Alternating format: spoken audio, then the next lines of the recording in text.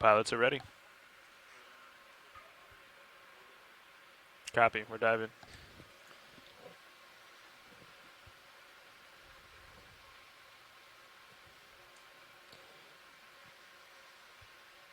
Ready for monitor change.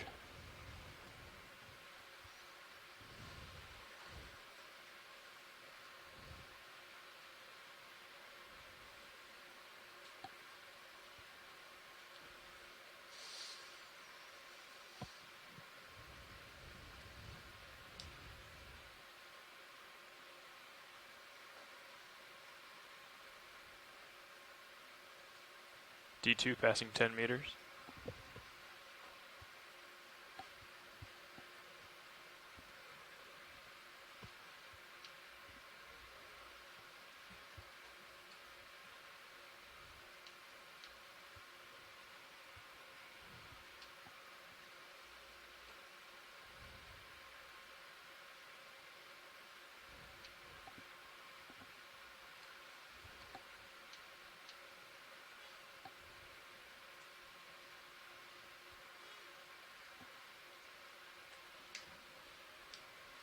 D2 passing 20 meters.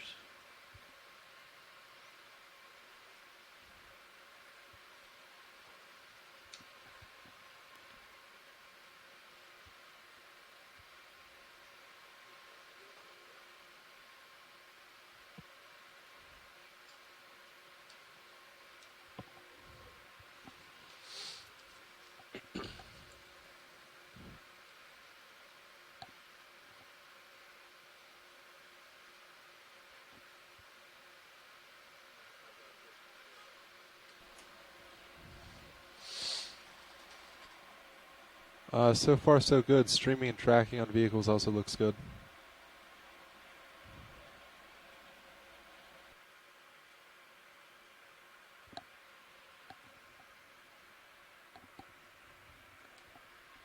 D2 passing 30 meters.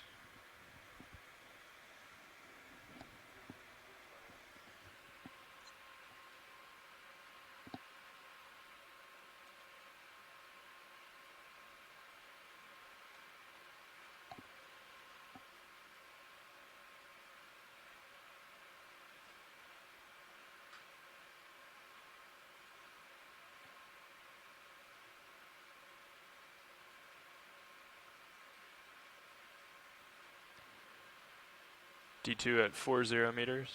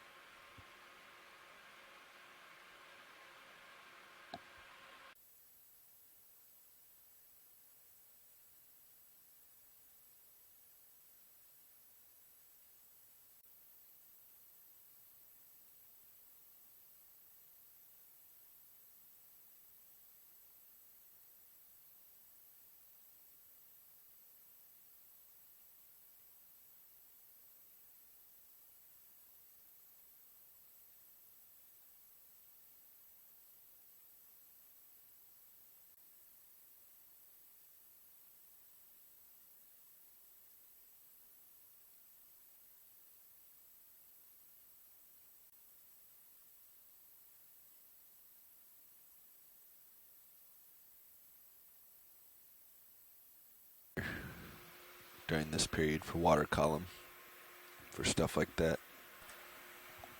Get it, video. Beautiful.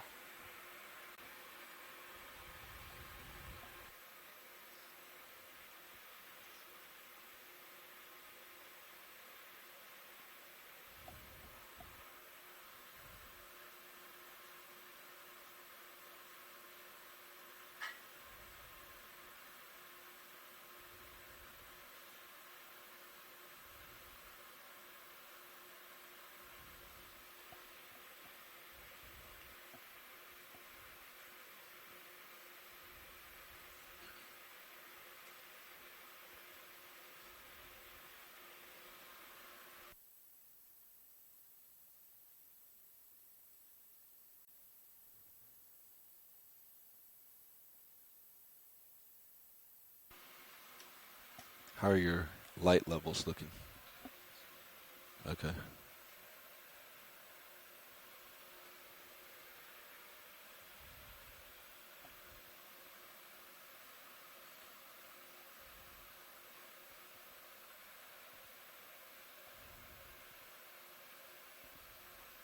That was me.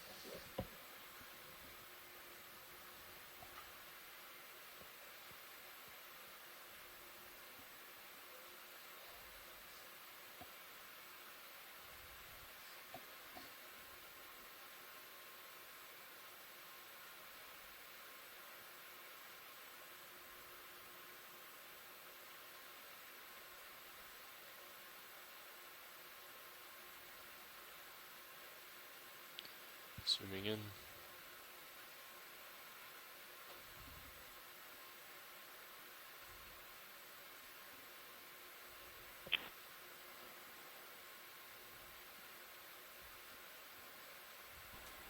Bridge, this is Nav. Yeah, can I put in a different ship move, please? All right, it is 40 meters at 15 degrees at 0.2 knots. Zooming in. It's full zoom. So do you want it closer in? Stop the current one, No, yeah, that and should then be just fine. continue with Just the new need one. to- Hold on. Bridge has me latched. that should be fine. Just want to. Sounds great, thank you. A bit more. Yeah, so just south. Thank you.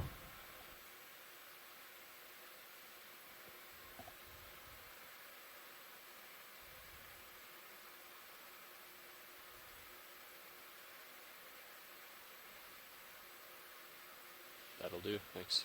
Not quite square. That's all right. It should be fine.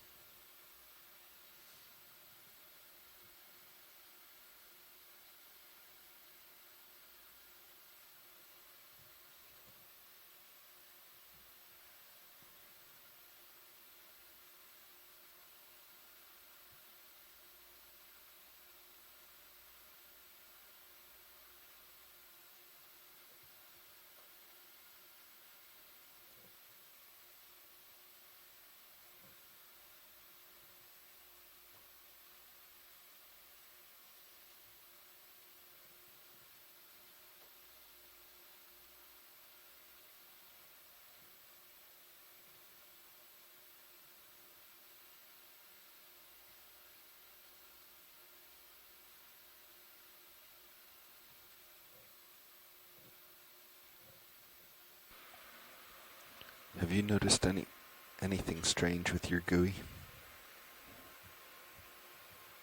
Any weird behavior today?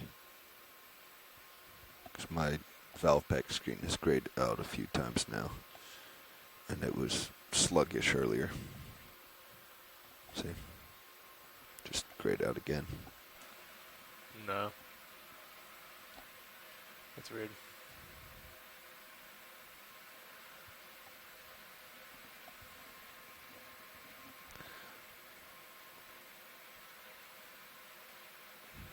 Yeah, last time this happened, we had to restart the GUI, I think. Maybe the whole computer, I'm not sure. Yeah, it's flickering in and out over here. I saw when you stowed. The stow command stayed for a while. Yeah. Yeah. I don't know. It's strange.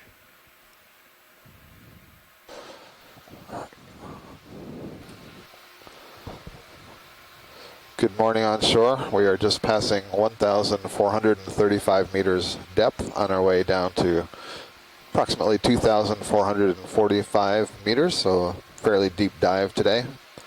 We are on station in the Pacific Remote Islands Marine National Monument. We're stationed over a deep ridge on the south side of what we believe are the Johnson Seamounts, or the Johnson Seamounts group. A lot of the features down here don't yet have names.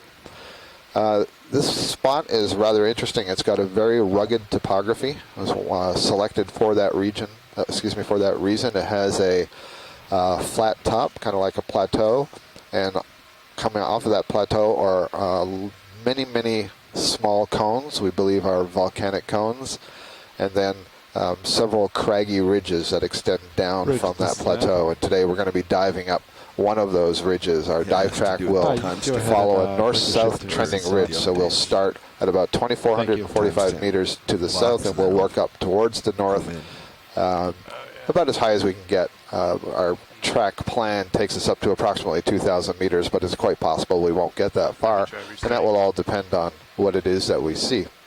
So, of course, you're hearing from us on the NOAA ship Okeanos Explorer out here south of Hawaii, and here's Mackenzie Geringer to tell you a little bit more. Thanks, Scott. So we've transited south from our Johnston Atoll site about 70 nautical miles, and we're currently about 750 nautical miles to the southeast of Honolulu. And one of the interesting things that we'll be looking for today is the oxygen composition, because at our dive site yesterday we had very low oxygen at a depth of around 1,400 meters. So we're passing 1,486 meters now and want to see if we get a little bit more ventilated at our 2,000 meter site that we're headed to today. And this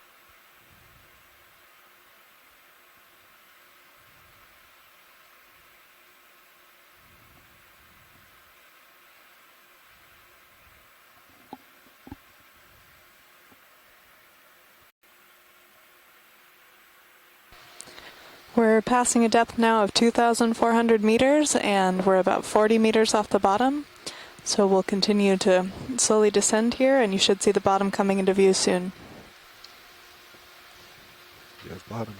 And I guess I should add, since we didn't note it in our preliminary observations, and I can see the bottom actually in the ROV, that all of you tuning in along with us now are the first ever to see the bottom here.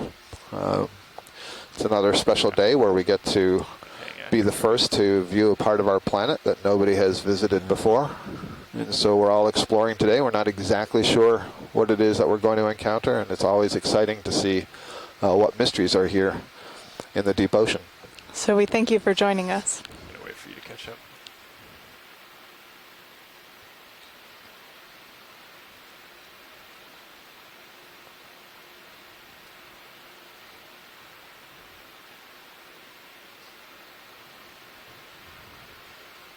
Okay.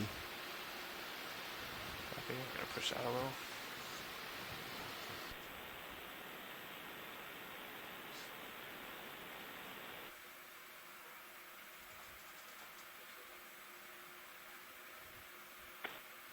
Keep coming down as well. Yeah.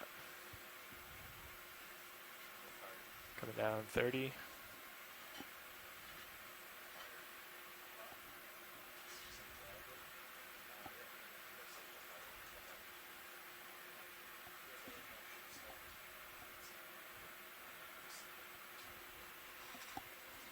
You still coming?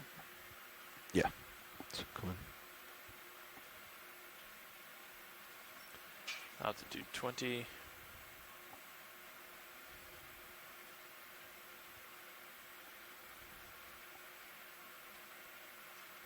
Oh.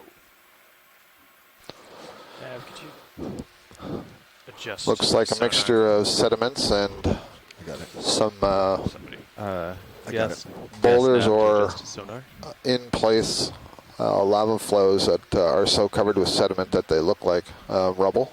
It's a bit hard to tell from this I elevation. believe you should be setting targets. Standby pilot, just calling up the sonar screen. Thank you, Nav. It looks like it's already set. That's weird.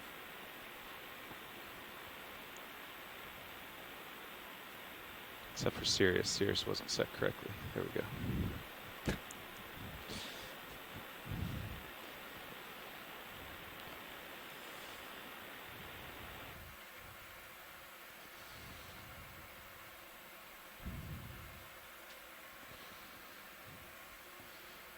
Okay, so we are on a ridge. I'll check with watch lead on the general plan. Watch lead nav. Go ahead, Nev. Just checking in on the general plan. We're getting set up here and we'll be moving shortly. I zoomed out on HiPAC and I see we're on this ridge feature. That is correct, and so we'd like to, as much as possible, stay along the spine of that ridge. I see it's sinuous a little bit. Yes.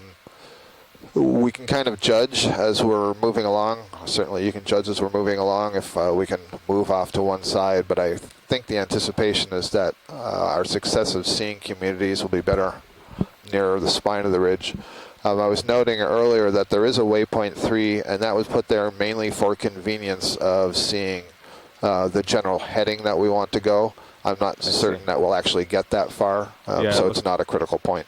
It's a ridge, but it's not like the flat ones we've been on. It actually rises. Correct.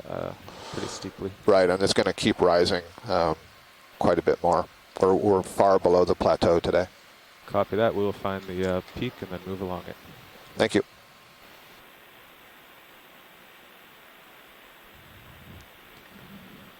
So pilots, we're just looking for the local maximum. It'll be roughly north. Well, once we're on it, we'll be heading roughly north. Okay. I have the strike of this not exactly east-west. Same on Sirius sonar. Looks like it's just off to our Yeah, maybe. right side. 020 maybe? Yeah, I'm gonna 025, something like that. I'm gonna put it in line with sonar. We just need for a little bit. Yep. On average, on HiPAC, it rises about 30 meters every 60, so it's fairly steep also. Okay. I might as well say now that we are interested in a geological collection, so there's lots of what appears to be rubble here, so if you see something convenient while you're settling out, why not get a collection before we start our moves? Okay. All right, I'll So stand for the by. general public listening in at home, we are hoping to collect some rocks to get a better idea of the age of this feature. Scott mentioned that there haven't really been any studies here, so it would be good to be able to take some rocks and try to get a better idea of both the hold there, biology come from the video, but Yeah, also the roughly geological this history of still this feature. fine-tuning. But it's somewhere around here. Okay. Come over. Go ahead and pick up a rock if you see one too. Okay.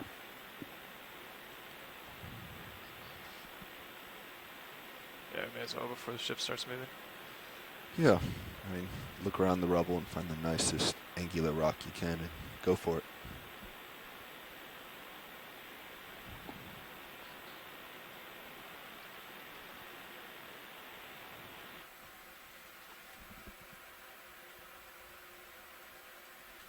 Just see if they're loose.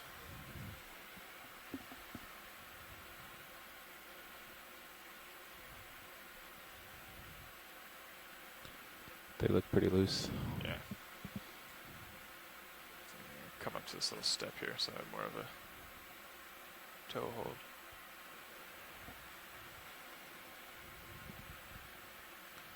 I can move Sirius 15 meters closer if that would help. Yeah, that'd probably Yeah, help. go ahead.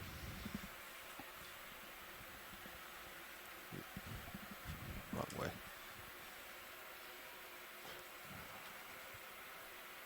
Angular.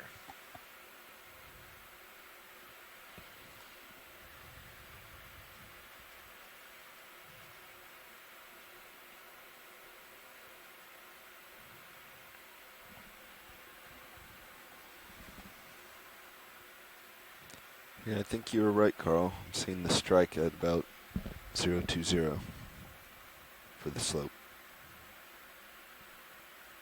All right, I'll call in a move 15 meters, 020. Bridge nav.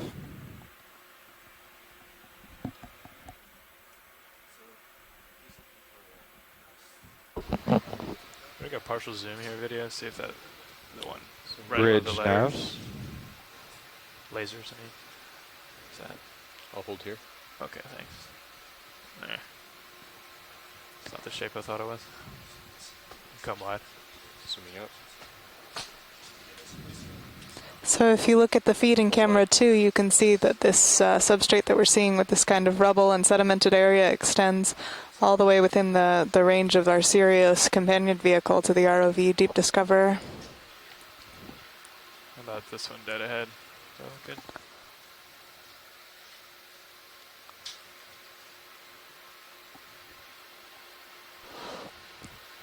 That one that's just to the left of the lasers looks a little bit more angular. Okay. The size looks pretty good too. Copy. Hey, Bridge. Do you hear me? Okay. Well, I'd like to call in a ship move. 15 meters, bearing 20 degrees at 0.2 knots. I think I'm pretty stable there.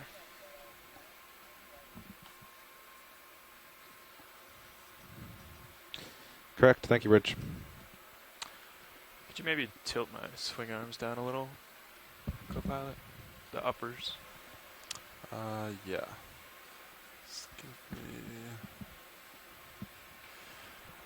Come partial in video.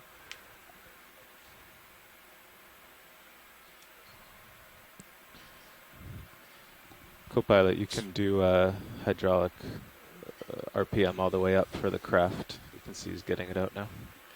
Gotcha. All the way up? Or almost. Watch the, do yeah, we think that looks good. the one just to the left and above the lasers? I was thinking the one that's not where the lasers are now, but to the left, it's on the lower left of the screen, Lower partially out. left. See, it's, Come a little wide. Zooming out. Pilot, which swing arms? I'll just give you full wide. you think that's too big? Which, It's the one that's on the, yep, that's the one. this one? Yep. I don't know. Let's see. If it's too big, just go for the one that the lasers are on. Copy that. Just tilt the uppers down. Uppers down. All right. Upper swing arm. Yeah. Just to light up this area a little more. Yeah.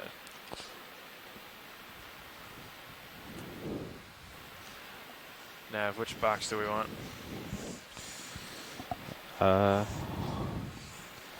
Probably the port forward. Port Yeah. It looks like you're clear to slide it in. Yeah. Okay. Co-pilot, could we slide the port wing inboard? Yes. Looks like this little seems a little dark.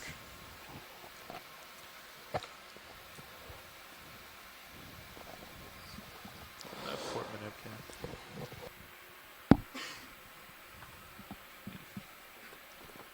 Does look a little dark. I'll adjust the... This feature that we're diving on today did originate as a volcano, and so I suspect that I can hardly hear these you. may be volcanic rocks, some form of basalt. As you've heard us say, if you've tuned in on other days, that the longer the rock sits in place on the ocean bottom, the more coated it gets with precipitates from the water column. And the common precipitate is manganese crust. And Okay. depending on the age of the feature, that is the age of the volcano, for example, the number of millions of years that it's been here, there will be more or less manganese coating on that rock.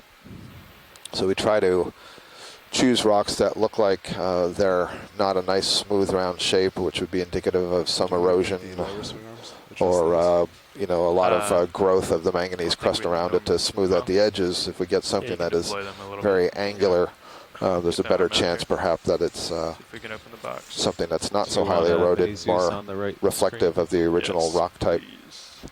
And if we have any geologists on the line who are able to see the video that we're looking at now, I would love to hear from you and have you give a bit of background on the seamounts in this area.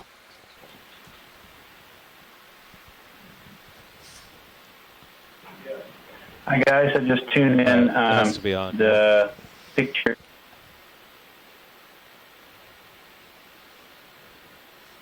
In terms of She's alive. these would be nice if we can pick something up like this. Good morning, Jasper. Yeah, this is, we are sitting in position. The pilots are getting the arm ready, and we're going to try to pick up one of these rocks that we see in the foreground. But if you can provide a little bit of insight just in general on seamount geology and what it is that you might learn from picking up one of these rocks, I think that would be really helpful for the listeners. Well, you just have to slide over and you can move pretty easy. Yeah, let me slide. Slide a little. I'd move the port slider back. Yeah, can we go outboard again? Yeah. Alright, set up for a different rock. Yeah, that one's pretty far away, I think. Yeah. If you look on Mini Zeus, the lasers are pretty far forward. Yeah.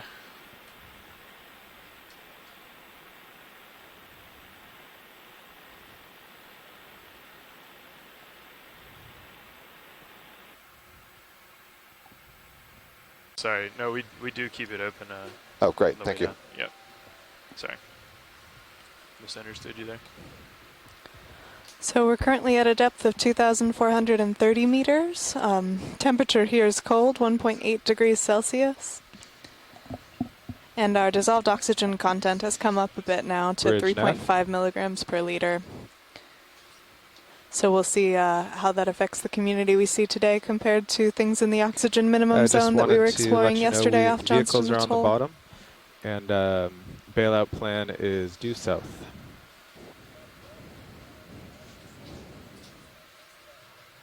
Thank you, Bridge. Ready, co-pilot? Yeah, I'm ready.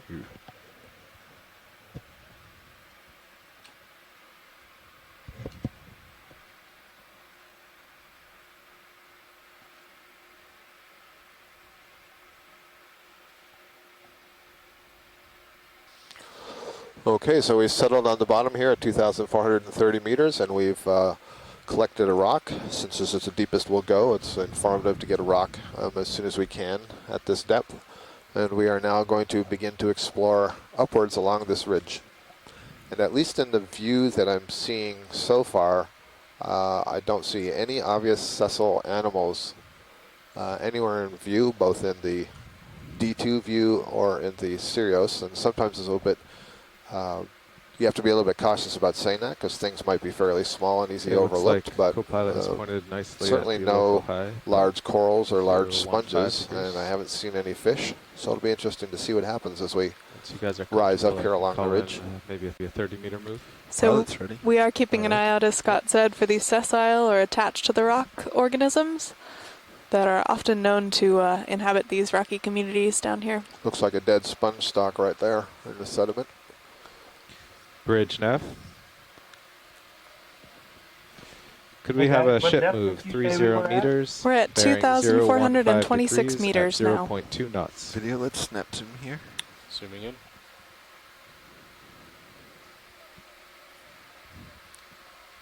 Holding. Oh, there's one of those 30 structures that we meters. saw yesterday. I was 0.15 degrees. or the day before. And on our 0.2 3,000 meter dive. Yeah.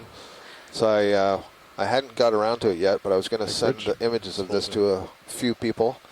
And now that we have more people in the vent log, then perhaps we can. Moving on. Okay, zooming out. Oh. I wondered if that might be a large protist, something like a foraminiferan or something related to Xenophyphore. I don't believe it's a Xenophyphore, but something related to it. So if anybody recognizes that, I think I sent an image maybe to Chris Kelly, and he didn't recognize it from any of the Hurl archive photographs. And we talked a little bit about these foraminiferans on the previous dive that gather sediments and things and glue them together in a shell and can form really interesting morphologies. And it's interesting, we haven't actually seen any Xenophyphores, which is one group of these single-celled large protists, and they often look like golf ball shaped, very obvious when you see them. And we haven't been in that many areas of sediment, but I haven't seen them yet. 5.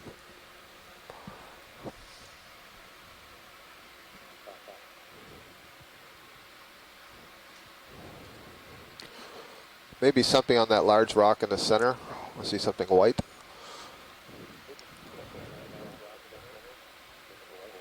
Where do you see it? Actually, The center of the rock, maybe it's a sediment, but That's there's a that. line on that largest rock. snap zoom video. Zooming in. I guess just sediment. Okay, thank you. Okay, come on. Zooming out. So we're not seeing in the sediment pools here the kind of ripples that we were seeing on our dive yesterday, which would indicate a strong current passing over. So we'll see how the current is today. It may be less than on the feature we were diving yesterday. I do see a bit of discoloration, which suggests that there's been some settling of organic material from the water Are we column. getting worse reflections But I don't today, see video any than we did yesterday? brittle stars, any I'd help to ophiuroids move that or arm sea out. cucumbers No, I or think it other was sorts fine of today. deposit Okay. feeders that would take Yeah, advantage of probably that. So didn't need any, that's a armature suggestion If you want to perhaps mess with that the swing arms, you may. there's very low food Alright. input here. So here's we our have first here creature. I would say a crinoid, I believe you're right. which were favorite characters yesterday. Yeah, they were definitely Let's the just most grab a abundant quick animal that we snap saw. zoom. Zooming in. Looks like some of these arms are really short, so some arms may be image him very just well. developing. Yeah, 2 of the arms are really So- short. This doesn't look like that yellow morph of the genus Glyptometra that we were seeing. We'll see if we can get an ID from the event log. Yeah, it looks a little bit different from the red morph, but this one perhaps has had a hard time. So you can see there's 2 very short arms on the right and the lower side, and then on the left the arms are a little bit shorter. So I wonder if somebody's been nibbling at the arms of this crinoid. Zooming So in. these crinoids are echinoderms related to your sea stars or sea cucumbers, and they are using these arms to gather things out of the water column and drag them down into the mouth that you'll see there at the Alright. center. I think we can move on. Actually, on that upper Zoom out. view we had just there, you could actually see all the tube feet extending from those side branches.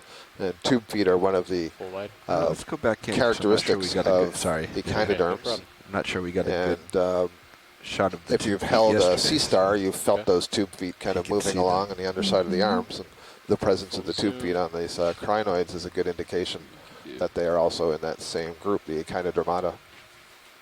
And if you have held a sea star, you'll also know that these tube feet can be very strong due to complex structures on a very small scale that give them a lot Alright, of we can have surface the area video. to stick. Yeah, if you see in the upper left corner there, you can see they look like combs. Those are tube feet that are arising from those side branches of the main arm. Okay. Great, zooming out. thank you.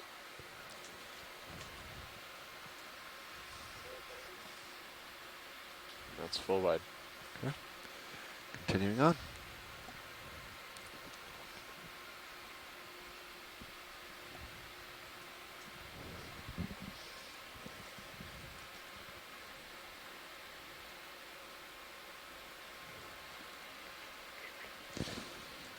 Okay, the ship. Got a And good shot of the if tube you've feet held a yesterday. sea star, you've felt Okay. those tube feet kind You of can moving see along them. on the underside of the arms. And the presence of the tube Zoom. feet on these crinoids is a good indication that they are also in that same group, the echinodermata. And if you have held a sea star, you'll also know that these tube feet can be very strong due to complex structures on a very small scale that give them a lot of we can have surface the area video. to stick. Yeah, if you see in the upper left corner there, you can see they look like combs. Those are tube feet that are arising from those side branches of the main arm. Okay. Great, zooming out. thank you.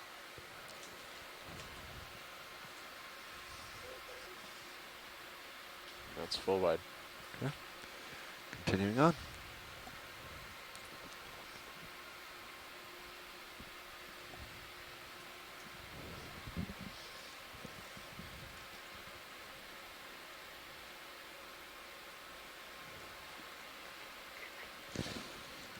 Okay, the ship has done about 20 of its 30 meters.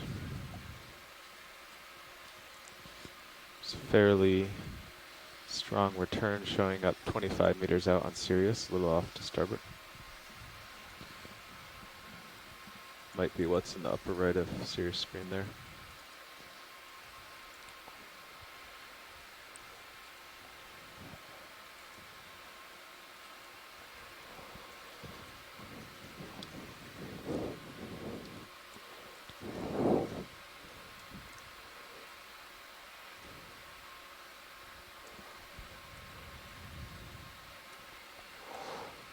So I'm having a look at what we see in the Sirius view. That's the higher camera sled, so we can see D2 in that view. You can see that on your camera 2 feed. And in general, we're heading up a spine of a ridge, and that ridge falls off to the east and the west. And I believe the view that we're seeing now here is the east side. You can see that it's drops off somewhat there. And there's various channels. Sediments accumulating in the channels. This looks like, this is really interesting. Can we get a close-up view of the face of this rock? Looks very, very fresh. Yeah, go ahead. Zooming in. And you can see it's almost like it's I don't know if it's something that's lodged in there or some kind of a dike, because right below it is a channel. So Jasper, if you do have video right now, love to hear what you have to think, and I would go back and forth between the main camera 1 feed and camera 2 feed. Almost looks like a lava flow in this channel sometime in the past. Zoomed in your sonar a bit, pilot. It does look like a very separate deposition of material.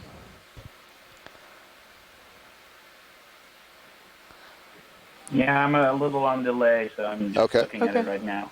Yeah, there's a really It good does view. look like something different. And I'm going to back off. Yeah, if we can get the contact point, Bobby, at the lower part of this with the sediments. How is our ship move doing? Ship move is It looks to me like a boulder that came stopped, rolling on, but I could be wrong. but Sirius. Well, that's what I thought at must have first, another timer but if you look on this camera 2, I mean, I guess it could be a boulder. It's really Start big. coming up, It seems to co-pilot. be Coming up. wedged in there. Very interesting. Also, pilot, I have your lower swing arms out a little bit. Yep, Is that fine for now? that's fine. All right. There's So as we more zoomed in there, we relief in the saw a lot of sonar, those little so I think blisters in this the does rock. level And out Jasper, right correct me if I'm wrong, but I think there. that that's supposed to be indicative of this manganese crust coating. It's a really good view in Sirius right now. I'm trying to see what you're looking at. Keep Okay. coming up. Yep.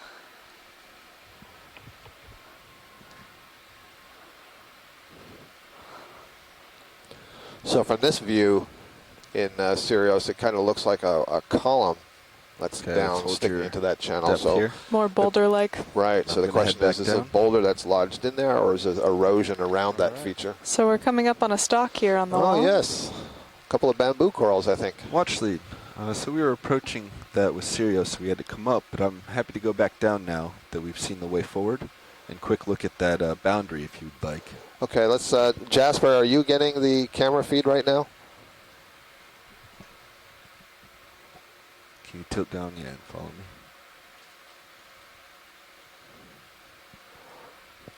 We got the vehicle on a I'm good. frozen and you're breaking up. Oh, that's too bad. Okay. Well, we'll just get some video here. We're descending back onto this large feature, which may be a boulder. Ship has done about 20 of its 30 meters. It's fairly strong return showing up 25 meters out on Sirius, a little off to starboard. Might be what's in the upper right of Sirius screen there.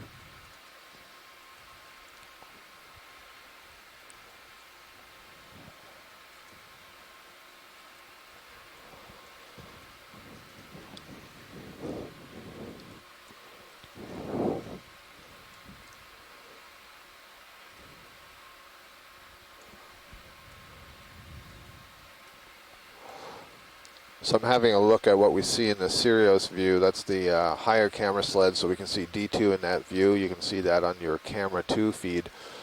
And in general, we're heading up a spine of a ridge, and that ridge falls off to the east and the west. And I believe the view that we're seeing now here is the east side. You can see that it's drops off somewhat there. And there's various channels. Sediments accumulating in the channels. This looks like, this is really interesting. Can we get a close-up view of the face of this rock? Looks very, very fresh. Yeah, go ahead. Zooming in. And you can see it's almost like it's I don't know if it's something that's lodged in there or some kind of a dike, because right below it is a channel. So Jasper, if you do have video right now, love to hear what you have to think, and I would go back and forth between the main camera 1 feed and camera 2 feed. Almost looks like a lava flow in this channel sometime in the past. Zoomed in your sonar a bit, pilot. It does look like a very separate deposition of material.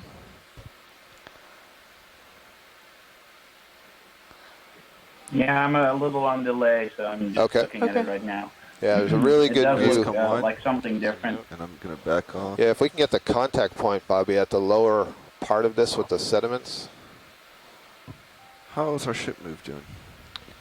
Ship move is... It looks to me like a boulder that came stopped, rolling on, but I could be wrong. but Sirius. Well, that's what I thought at Must have first, another timer but if you look on to camera 2, I mean, I guess it could be a boulder. It's really Start big. coming up, It seems to co-pilot. be Coming up. wedged in there. Very interesting. Also, pilot, I have your lower swing arms out a little bit. Yep, Is that fine for now? that's fine. All right. There's So as we more zoomed in there, we relief in the saw a lot sonar, of those little so blisters in the this does rock. level And out Jasper, right correct me if I'm wrong, but I think there. that that's supposed to be indicative of this manganese crust coating. It's a really good view in Sirius right now. I'm trying to see what you're looking at. Keep Okay. coming up. Yep.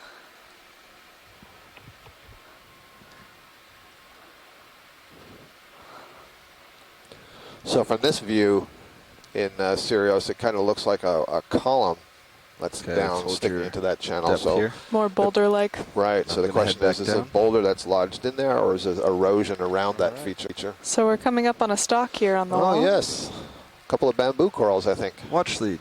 So we were approaching that with Sirius, so we had to come up, but I'm happy to go back down now that we've seen the way forward. And quick look at that boundary if you'd like. Okay, let's. Jasper, are you getting the camera feed right now? Can you tilt down? Yeah, and follow me.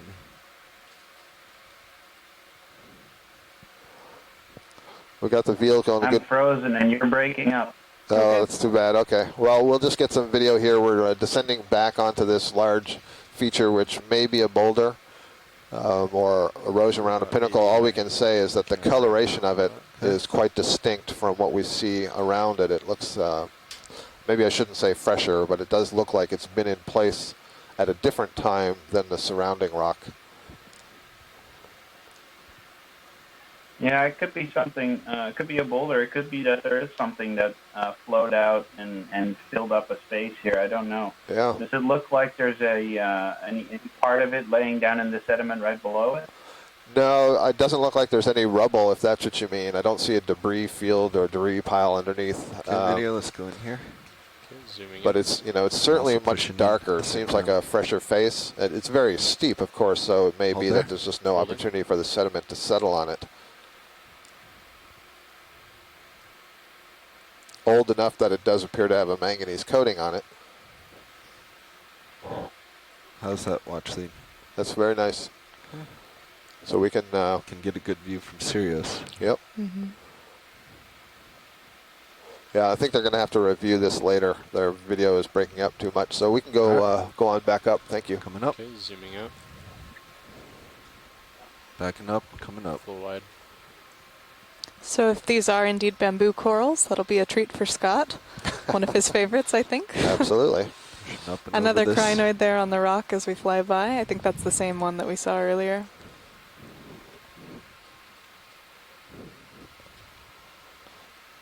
Oh, finally. I access the event log and then get disconnected. Well, at least I got the screen.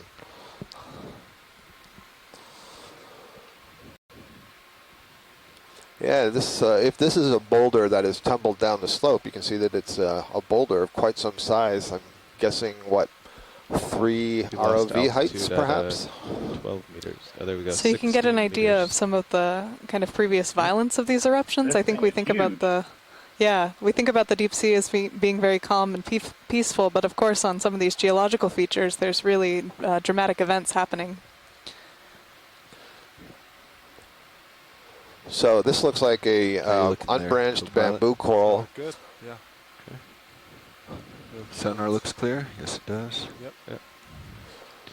Good eye on that one, Carl. And you can see that it's kind of, it's not particularly straight. It's not in a graceful arc, but it seems to have changed its growth path many times during its life. So it looks like it's kind of wobbly there. It's quite stiff. It has an internal skeleton that's made largely of calcium carbonate with some what we call nodes that are made of protein between those segments of calcium carbonate. Go ahead, video. And so it's stiff in the sense that you see that it's not blowing with the water current that's moving by, but it can change its growth pattern through time. And you can see a nice example of all the polyps that are arising. The polyps are the individual feeding structures that make up this colony.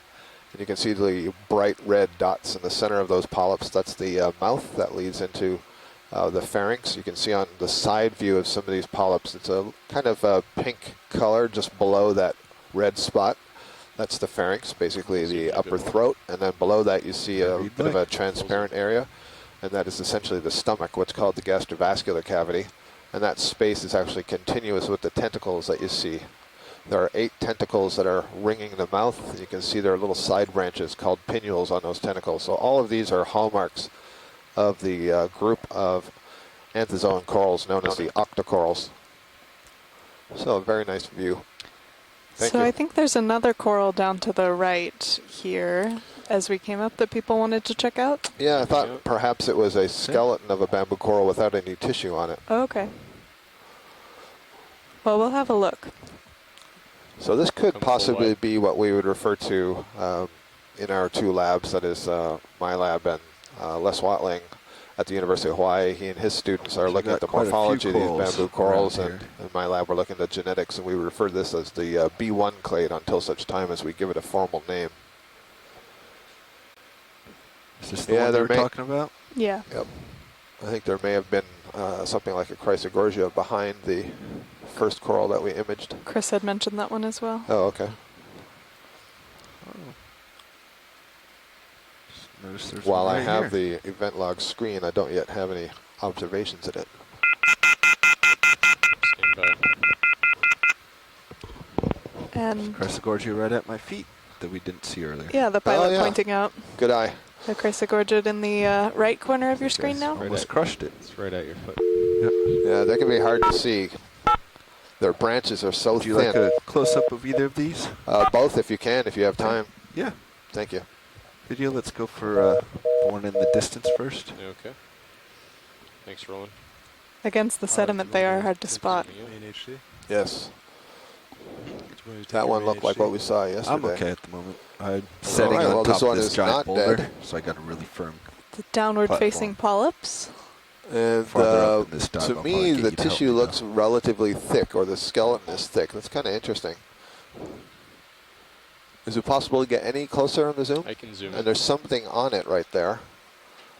It's a little bit unusual for bamboo full corals. I have no idea what that is. Just looks like goo. Yeah, it does. Goo from what? So that's a good view. Just a little bit higher. That polyp that's right at the top. I see. Yeah, perfect. I see some spines that are arising between the tentacles. So that's good and informative. This has a very thick skeleton, what we would refer to as heavy bones. So that's good. Thank you. And video when you're happy. Okay. Zooming in. So another bamboo coral. This is the family Isididae. And at least in the short term, we would refer to this as Lepidisis. See if The we can get genus this one right at my Lepidisis feet. Full is light. currently And there's a known few as Farther back there. bamboo corals that are unbranched in the family, in the subfamily Keratoicidinae, and all these bamboo corals that we're seeing in this area at this depth would be in that subfamily Keratoicidinae. There are some other subfamilies that are more common in the southern hemisphere around Australia and New Zealand, and then there's actually a few that are in shallow water. Thanks, Roland.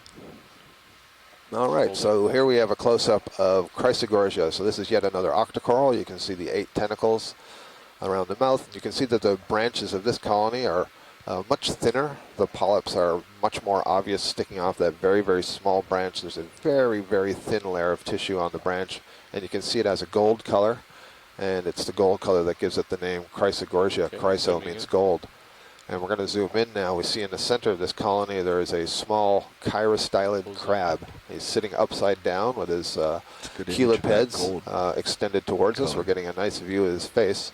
Yesterday I referred to the genus Europticus. This may be that genus, maybe another one, but I should use the name chirostylid for the family. And I checked out the translation of that, and the chiro part of the name means hand, and the stylo part means pointed spear.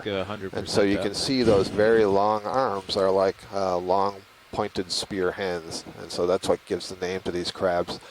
These are very common associates with corals, and there's a good indication that there may be a very close relationship between the species of crab and the coral that it's living on. And the back legs of these crabs are adapted into hooks so that they can hang onto the coral and basically not fall off. They're tough to dislodge. So just beautiful imagery. You can see these gorgeous colors, the red of the crab, the gold of the coral, and the pink polyps. So you'll notice Scott and I using these sort of long, wordy scientific names, but oftentimes when you break this down to the Latin and the Greek, they're actually very descriptive for the animals, and I think taxonomists are really trying to provide you with a cue of something to look for to identify this animal.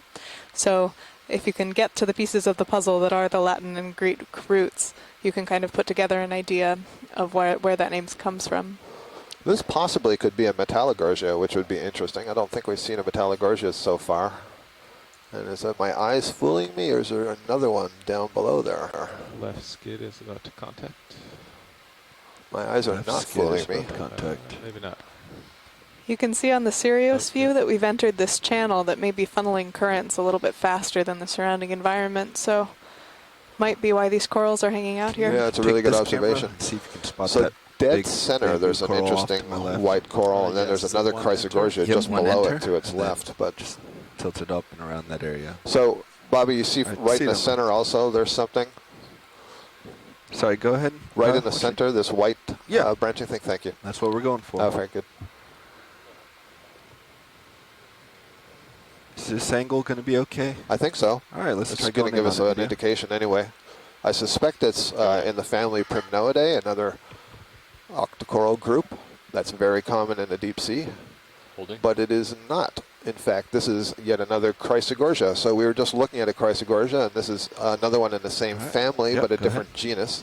And the way I'm able to say that is the very thin skeleton with the polyps kind of sitting along one side of that skeleton. And this is something that on the last on Lake 2, we saw several examples of this, and we were calling it at the time Plurigorgia. But we got to have a look at it back in the lab when specimens were returned to the University of Hawaii just before they went to the Smithsonian. And interestingly enough, it had hallmarks of a genus called Iridogorgia, and I'm hoping we see some Iridogorgia today. They're beautiful corals. At any rate, this belongs to the family Chrysogorgiidae. Those yellowy brown things you see are anemones, which have settled on this colony in order to get up off the bottom. Is that good enough for an ID watch lead? Yes, we are good. Thank you. Okay. That is great. Zooming out. So Mackenzie, you made a really good observation there that these colonies are all sort of clustered on the side walls of this little channel. There, but let's come up to and this indeed, maybe the water's getting squeezed through there. And certainly less sediment as well, which gives these corals an attachment point to the rocks. Sure. Another Chrysogorgia there. Yeah, so this is the one I was wondering if it's Metallogorgia, but I already know that it's not, and an interesting reason why is it does not have a brittle star in the center. And we'll get to that story later. Holding. But this is a another Chrysogorgia, perhaps a different species than we were seeing before. And once again, you see this chirostylid crab in there. And it's just so fascinating, you know, the chirostylids have their preference for what coral they're going to live in. And so we didn't see one on the bamboo coral. We didn't see one on that last Iridogorgia-like colony. But they are in these more bushy I'm going to zoom in a bit. Chrysogorgiids. Yeah. Just to get an idea. Chirostyle is kind of holding his claw-like chelipeds out in Comes front. back up. Stand by. And again, you can see the golden color of the skeleton right through the tissue of the coral. So most of what you're seeing there is skeleton. It's kind of iridescent, reflective. Bouncing up and down. There's a couple of things also on that skeleton. I'm not sure if they are I think that's good small enough for a snap mollusks. zoom. I suspect that's what they are. They're white and little oblong blobs. Happy to move on, watch lead? We are. All That was right. a really nice spot. We had seen also some judging egg by sacs. Sirius I don't know sonar if there due are. north, That could be an option as Journey well. hill, getting Yeah, they looked a little bit small for the egg sacs that I'm used to, but absolutely there Yeah, would be things that's like something else. right of snails that would lay eggs on taking the swing arm off. on these colonies. The passcode you are attempting to enter. 1, 2, 3, 3.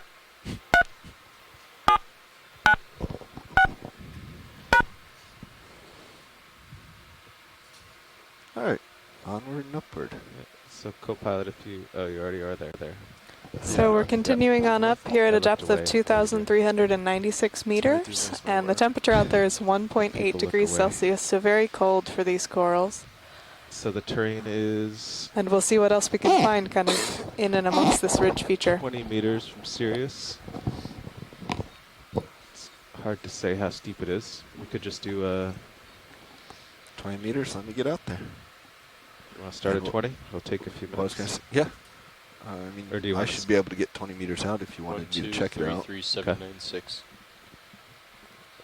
I'll extend your sonar. It doesn't look super steep in either sonars, but We have the stock here on the left.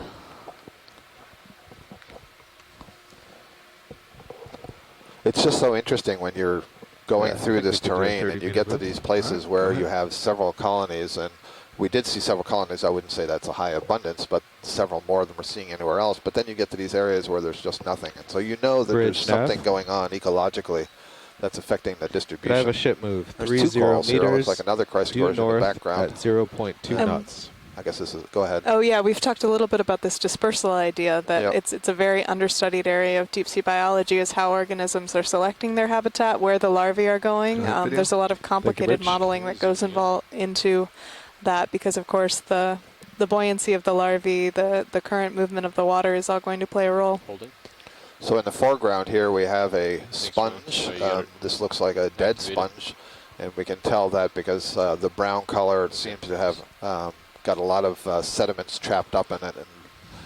And if the sponge were live, it would be important not to have a lot of sediments, because it would block the incoming water. Sponges are filter feeders, and they generate a current that pulls water in through the tissues, and if those get clogged, the sponge would no longer be able to feed. So when you see them all brown like this, it says that the tissue is dead, the live cells are dead, and there's probably sediments that are now stuck in the remaining framework.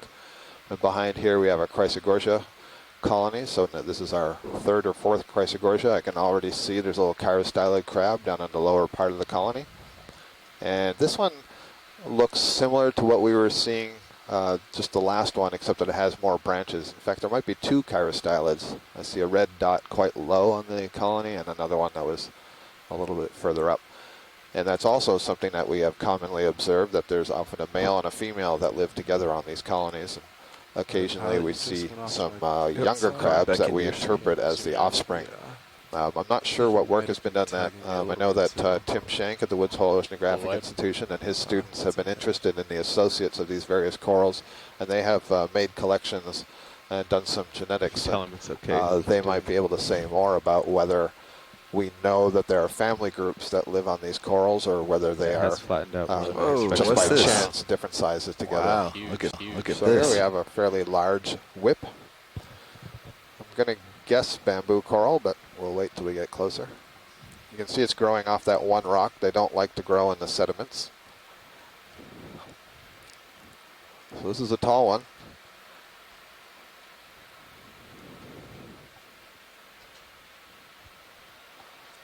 My impression is that this one has a thinner axis than at least one of those earlier ones we were looking at, which could suggest that it's a different species. I'm trying to look at it in the Sirius view to see how much it's poking up above the D2. It's definitely taller than me. Yeah, let's get an idea. If you get down low, we'll look at the change in altitude and see if we can see how tall it is. All right, so we're just hovering a little bit above the bottom.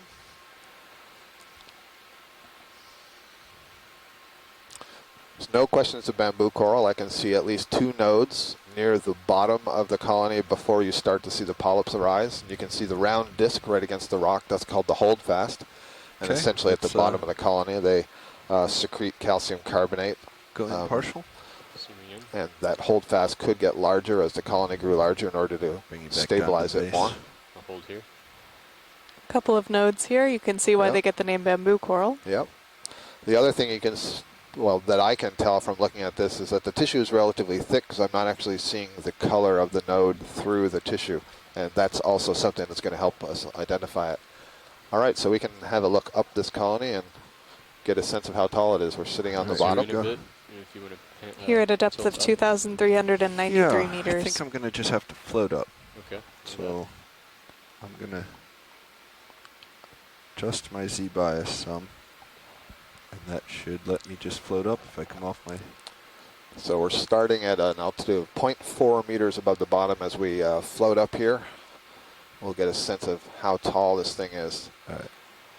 One of the longest ones that I have seen that has been collected was about 4.5 meters, but I think on the leg 2 we may have seen one that we estimated at... Let's just give it a second for the rocking to perhaps a little longer than settle. I was going to say 5 meters, and then I think somebody did some measuring in the photos afterwards and thought maybe it was a little smaller than that. All right. But again, interesting, you know, it's alone. Yeah. So this height can be advantageous because you get kind of layering in the water flow over the sediments. So you have kind of a stagnant layer towards the bottom, and then as you get farther and farther up, you'll get a little bit faster flow, which is useful for these organisms that are grabbing things out of the currents going by. See, one of the polyps there has a couple of tentacles folded over. And I'm always kind of on the lookout to see if we see any example of these corals feeding, grabbing things out of the water column. There's another polyp that has its tentacles kind of squeezed up. Stop that.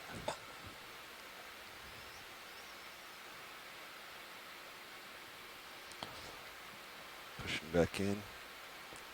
So we've already gone up about 2 meters. So we know this is more than 2 meters tall.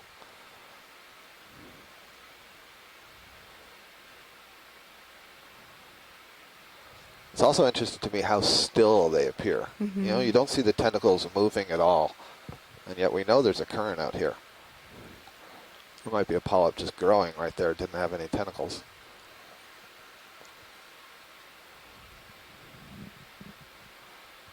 And still it rises.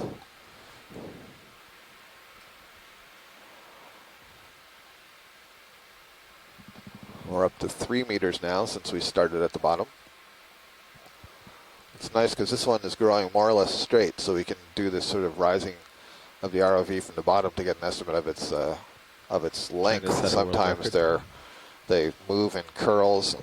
I'm having a hard time talking because I'm laughing about how high this is.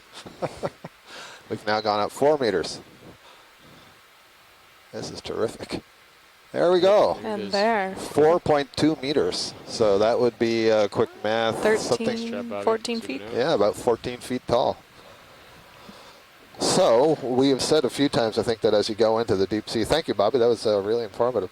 As you go into the deep sea, animals tend to get smaller, but it doesn't necessarily mean that everything is small. Quick. No, and actually you get some really striking examples of gigantism in the deep sea as well. Some of those holothurian sea cucumbers that we were seeing can get very big. We've talked about some of these small crustaceans such as isopods that can get very large in the deep sea. Okay, you're full wide. Again, another unanswered question in the field of deep sea biology. So if we have students out there that are interested in a topic, things like gigantism or trends with size with depth are interesting. to the left if we get a chance. Roger that. We'll do that. As we See how quickly swing over to the right, we're getting an impressive view of this drop-off. Yeah. So that So would be let's the east side of the ridge. Right, that's the east side of the ridge. We're change. climbing this ridge that is trending south to north. So we Which landed. stock watch lead? There's a few of them over The here. yellow one in the front first, please. Oh, down low. Yes, Got and it. then the tall one. Okay. Thank you. Yeah, so we're moving up this ridge from the south to the north, and we just had a peek over the east side, and it drops off rather rapidly.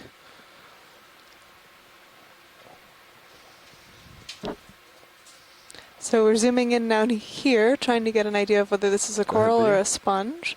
Leaning towards sponge right now. I am leaning towards sponge also. Start at the base.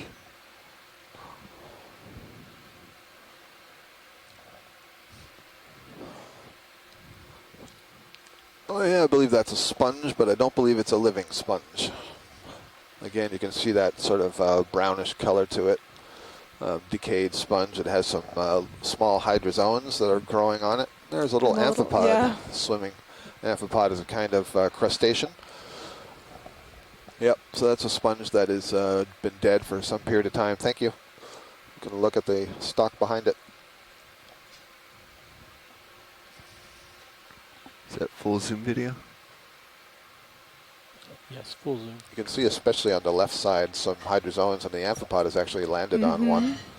So hydrozoans are another kind of cnidarian related to the coral. The phylum happy? Cnidaria Yeah. includes the Very happy. classes Hydrozoa, and those little polyps that you saw there sticking out the side of the sponge belong to that class. It also includes the Scyphozoa, which is where all your jellyfish are, and then Anthozoa, the flower animals, and that's where all the corals and the sea anemones and the It's like a zoanthids are. node sitting there. All right. Then we know it's a bamboo. No polyp. This one's waving a bit. Something pink. Yep, there's something pink halfway up it. Third of the way up it. Looks like a little lobster, Alright, perhaps. co-pilot, let's get you to control my camera this time.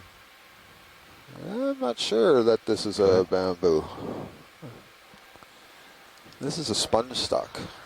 Oh, I see. It's a crinoid, but its arms are kind of wrapped backwards and around. So I think what we're looking at here is the stalk of a glass sponge, but there's no sponge body at the top of that stalk. And these stalks are made of silica. And this is a crinoid, so we saw a crinoid earlier. We were describing them as echinoderms that are suspension feeders. And you may not have noticed from the video earlier, or may not have guessed it from the video, but they can actually swim. So we've seen that a couple of times on this expedition, including yesterday. So that would be how that little guy got up there. That's a good view, Bobby. We can move on. That's not alive. So I see another, what must be a bamboo at the upper right corner. Just the way that it's kind of Saw bent the there. chore move on that. Not the chore, but Yeah, that's probably the bumper. just the bumper moving. Co-pilot. Watch this. Yeah, What do you want me to check? no. We should just make a note to tighten the bumper bolts. Yeah, that whole left side Bolts. bumped in. They're easy to get to. Okay, yeah. Alright, I'm coming back to you, co-pilot, now that you've continued on. All right, I'll start to head. It's roughly up in sonar. So we'll do another 30 due north. Sounds good.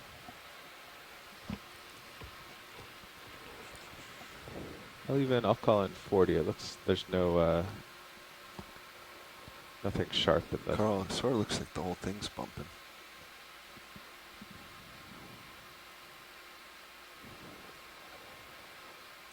The whole box is moving.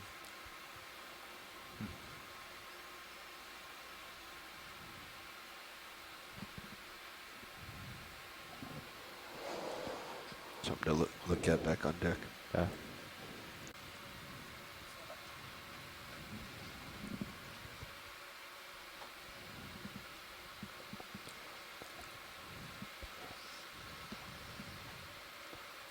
Do we have the sidearms fully deployed? Not fully, they're angled out. Video, would you like them fully? I think so. It just seemed very hot. Thank you, Rich. Yeah. Let Yes, me. Is this something on the rock on the left side of the screen? It seems a little bit pinkish. Almost looks like lips. We will find out. Yep.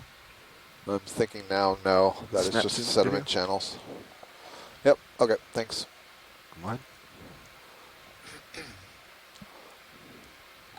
Again, I have to say I'm a little bit surprised that we're not seeing more brittle stars, more ophiuroids.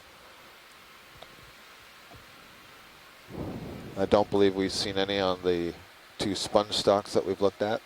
We don't see any at the bottom. How's that? We saw Yeah. one on the bottom That's of the good. rock we collected, and Oh yeah, that's that's been right. it It was so on the far. underside. Yep. This is a serendipitous rock. You see the So we do swing see arms maybe are a little bit more fully evidence down. for current here Yeah. with those kind of ripples that you're seeing in the sediment and discoloration in the sediment indicating either deposits of organic right side matter didn't look like it or budged, only the evidence left that side. life has come across this I just area. put my right toe in. So we'll keep a I didn't close see eye out anything. and see what we can see as we continue up this ridge. Here's something nice in the water column. Very interesting. Oh, this is a little weird. Can we get a zoom? Yep, Is stand this by, let something me set eating it up. something else? Is this a jelly Okay, go ahead. being? Wow. All right. Oh, fantastic. So this is, oh, what's the name? I'll see if, Porphyra? I don't think that's right. Anyway, it's a jellyfish. And what you're looking at is kind of on its side, and the tentacles, instead of trailing behind it, the mouth of this thing would be on the left side, inside of that bell that you see squeezing. And the way they swim is by squeezing that bell. But they have the tentacles oriented on the upper side to intercept whatever it is that they encounter as they move. And that's a great view. This You can is see cool. them. Yeah, the mouth there was ringed in white. And then the other white masses that you saw around that were probably the internal gonads. And this brilliant red color shows up very well in the ROV light, but in the deep sea and in the ocean, red light actually travels very, very little compared to blue light. So red is a good color to be if you're trying to hide at these depths. I think Periphylla was the name that I was looking for, and I will do a quick search of some of my records that I have here to get a name, but what an exquisite image. It's beautiful. I'm not sure what's I'm gonna going try on with the coming back on the tentacle left there. side. I see a little, It's what broken almost looks like a or- branch or something, yeah. But it's so interesting the way I'm they gonna try to hold get the that tentacles in that back in orientation. somehow. I think, you know, usually sure you're we'll be used able to to. jellyfish trailing their tentacles long Oh, behind them. Perfect. But this has a different strategy. Keep turning. That's so keep beautiful turning. against the blackness. And you can see the motion of that bell structure. There's some cool, actually even biomimetic, it's let called him keep robotic going up, modeling, where so people we can have try to built look up at robots him. that swim like jellyfish because it's actually a very effective way to move through the water. Absolutely. It's a form of jet propulsion. You are taking in some water and then you're squeezing it out through a smaller opening, which is what gives you the propulsion to move in the opposite Starting to direction. get flares. Yeah, Beautiful. I'll hold here then. Well, that was a nice treat.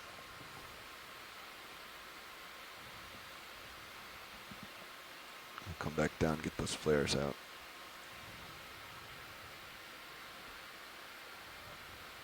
Want to get lasers off?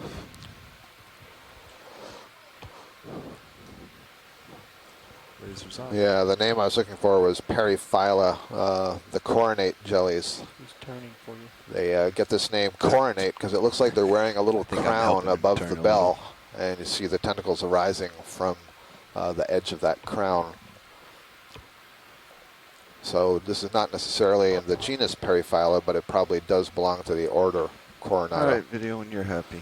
And one thing that's interesting about jellyfish is, so these are also cnidarians. So these are in the same phylum as the corals that we're seeing, and we've talked a lot about One more the polyps and the ring of tentacles around the polyp mouth. Well, here you see 4 tentacles, and instead of, they still ring the mouth, but they're being bent backwards and up on the other side of that, what we call a bell. But what I was going to say about the jellyfish is that they have a lot of let's let 'em go. sensory structures, and so you saw those sort of red packets He's moving too around the close, side. getting hit by all These my are referred to as ropalia momentum. at the base of the tentacles, and they have, or they may have, depending on the species, So something like eye Co-pilot, spots. They let's have bring the arms pigments back that up can detect instead of all the way down. Let's just bring them images in the horizontal. water. They're always ready to look at bamboos. And we're But coming I'm up not quite sure where it on was. I just saw it in the background.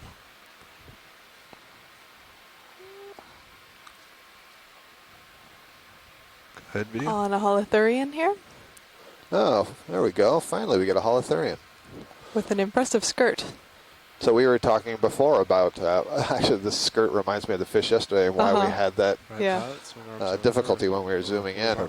Perfect. So we were talking before about deposit feeders.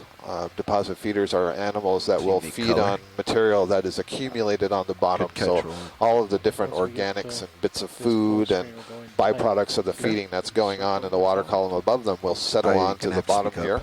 And Sorry, deposit feeders once we will get move this around full and screen, we'll go to that circle that's ingest on the upper right. those fallen it. particles Ready? and subsist on them. Go ahead.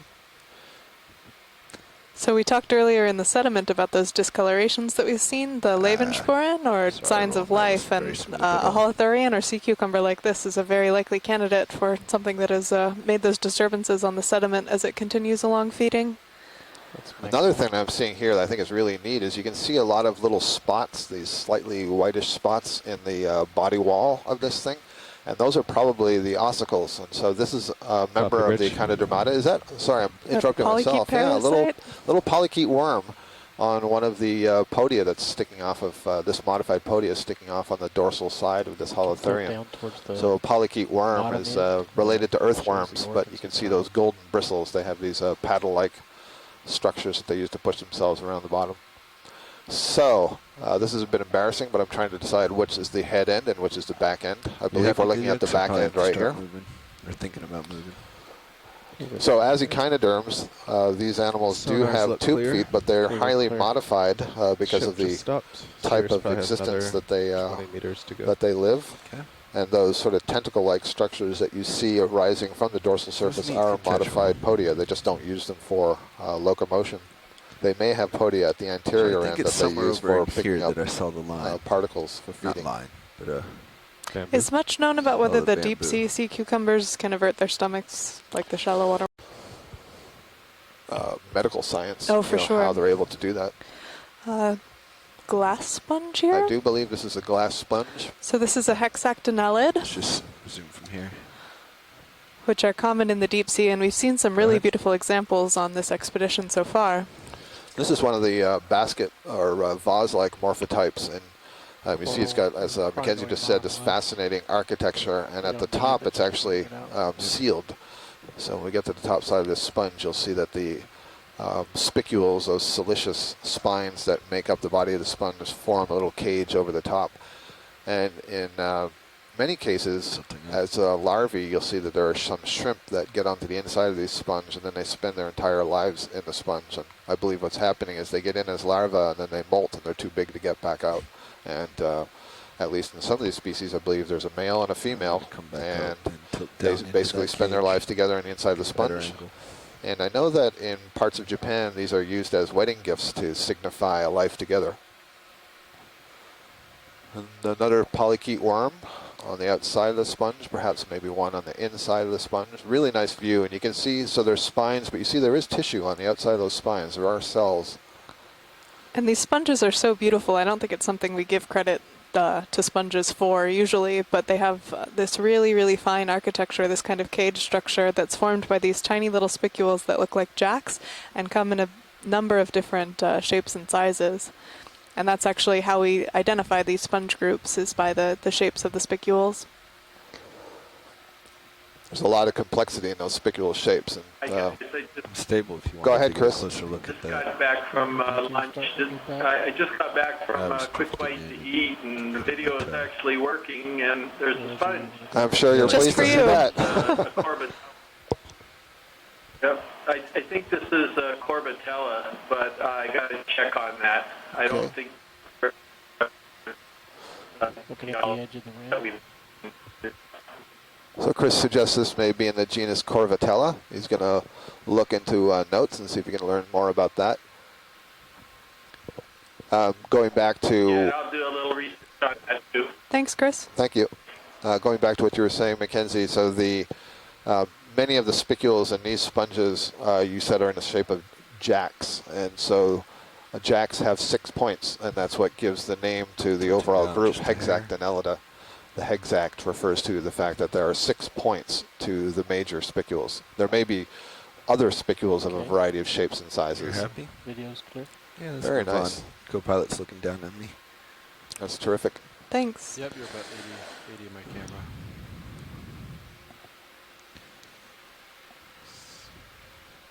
Looking at a Sirius sonar, it does look like there's more terrain off. And enemy? Stock The here. stock, yeah. Oh. And an It's a anemone here. Holothurian. Well, I can't quite see yet. Oh, it's another no. holothurian. Yeah. It's another sea cucumber, and this one has part of the body Yeah, elaborated these as a images fin. video. So this is a swimming holothurian. This is great. So here you see it's nice and transparent. There's a lot of features that you can see. So Lining you up. the head end is on the left, and you can see that sort of golden tube on the inside. That's the intestine. You're actually seeing the sand that's been ingested and is packed in that See it digestive falling system. out the back. It basically doesn't have a stomach. Instead, it has an extremely long intestine, which gives it a lot of surface area over which to digest whatever particles are included in there. You can also see some little sort of feet. Those are tube feet, and they're modified. And Roland is suggesting that I've got the head end and the back end wrong, and I've been told that before. And the other thing is you see that on the upper side, some of the podia are modified into this fin, and this thing can actually swim. And the idea is that it swims from place to place, perhaps if it's run out of food in the local area, So you got or silk coming if into it's summer. disturbed by some predators. And I think Roland may be right there. Clustered around on the right side are a number of that podia that are moving, Excellent. and that would They help be to get evidence closer there. and all. That's nice, just on the I don't left think it's side good. of the right. Use our angle if I get closer. We Hey, noted Scott, that it looks like there's actually a scale worm underneath the left side as well.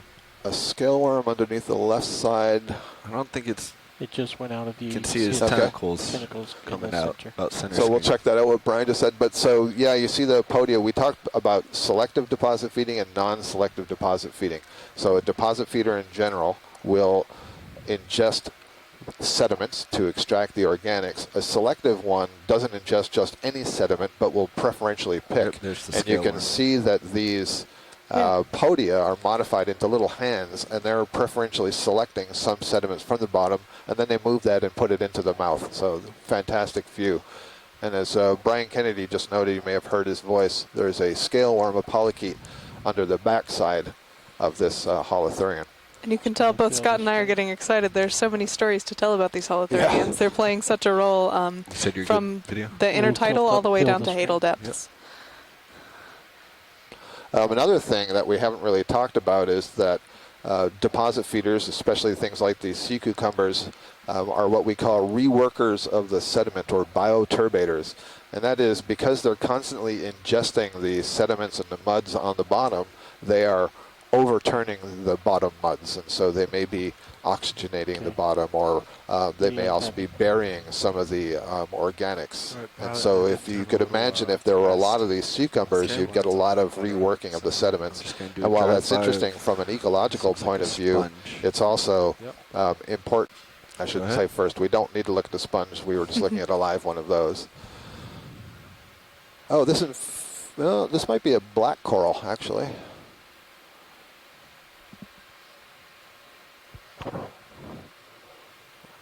If we can get just a little bit closer. Is that full zoom? Nope, just waiting for you to center. Okay. Max in. Yes. Need closer than that? We No, can that do is it. a black coral. No, that's a black coral. That's great. So I guess this must be a relatively...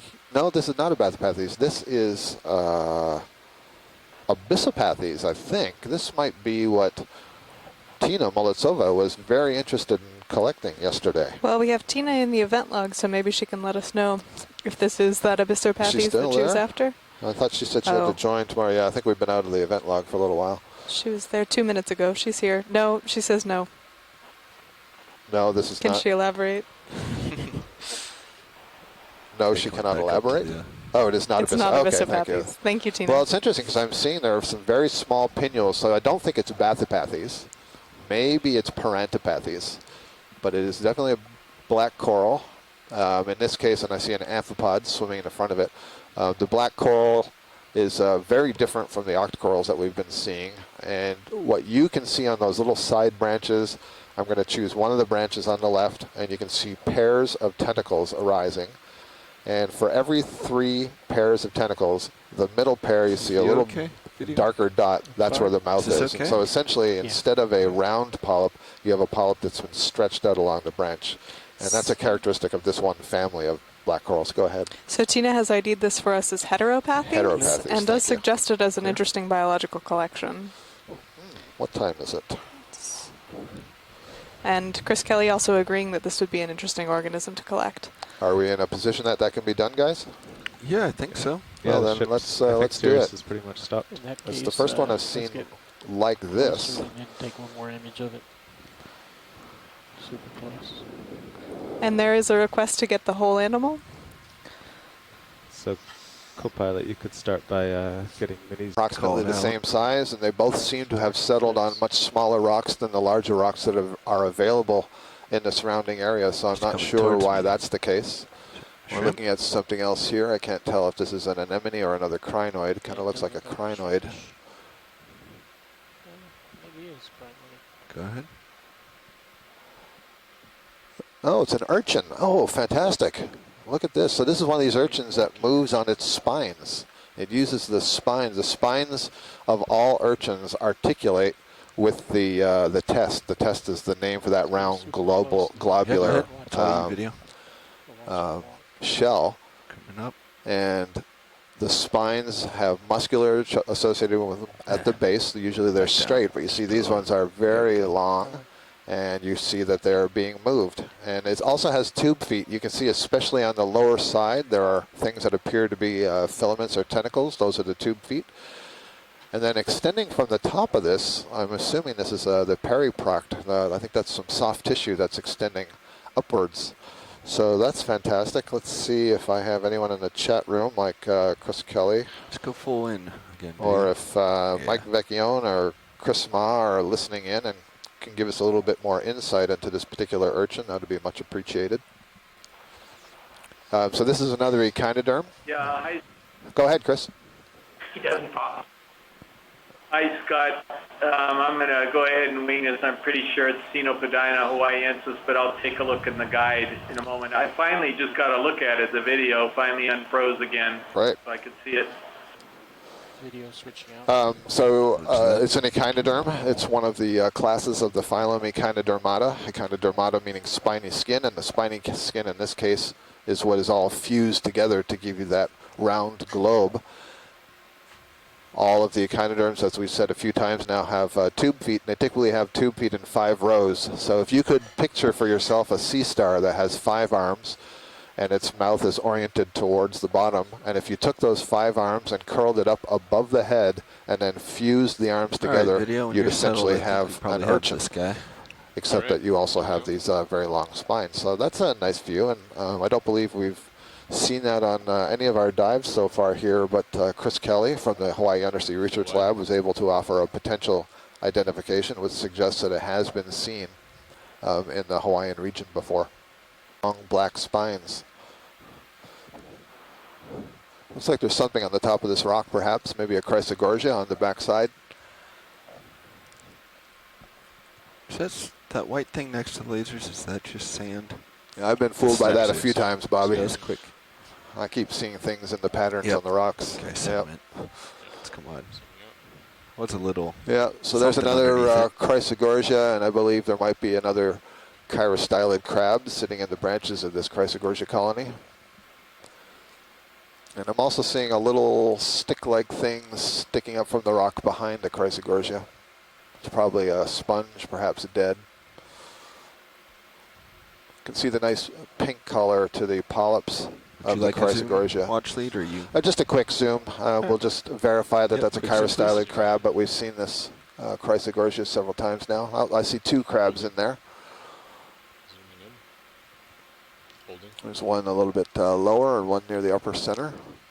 Both of them kind of tucked in the branches there. I'm not sure if that's something defensive, getting on the inside of the colony, or it's just that the interior of this colony is more stable for them to hold on to. Thank you. Okay. Let's continue on. Hold this zoom. Okay, holding. Sorry, I was. So we'll Changed see my this mind stick last as we second move to here. look at Yeah, this so yellow this is stick. another sponge that's dead and maybe being overgrown by some hydrozoans. Tina suggested before that there might be some Okay. bryozoans that are also overgrowing this stuff. It's really difficult, you know, when you see things like these sponge stalks and there's some very, very small things overgrowing it. We have some guesses of what the very small stuff will be, but they're kind of just guesses. See that little jet?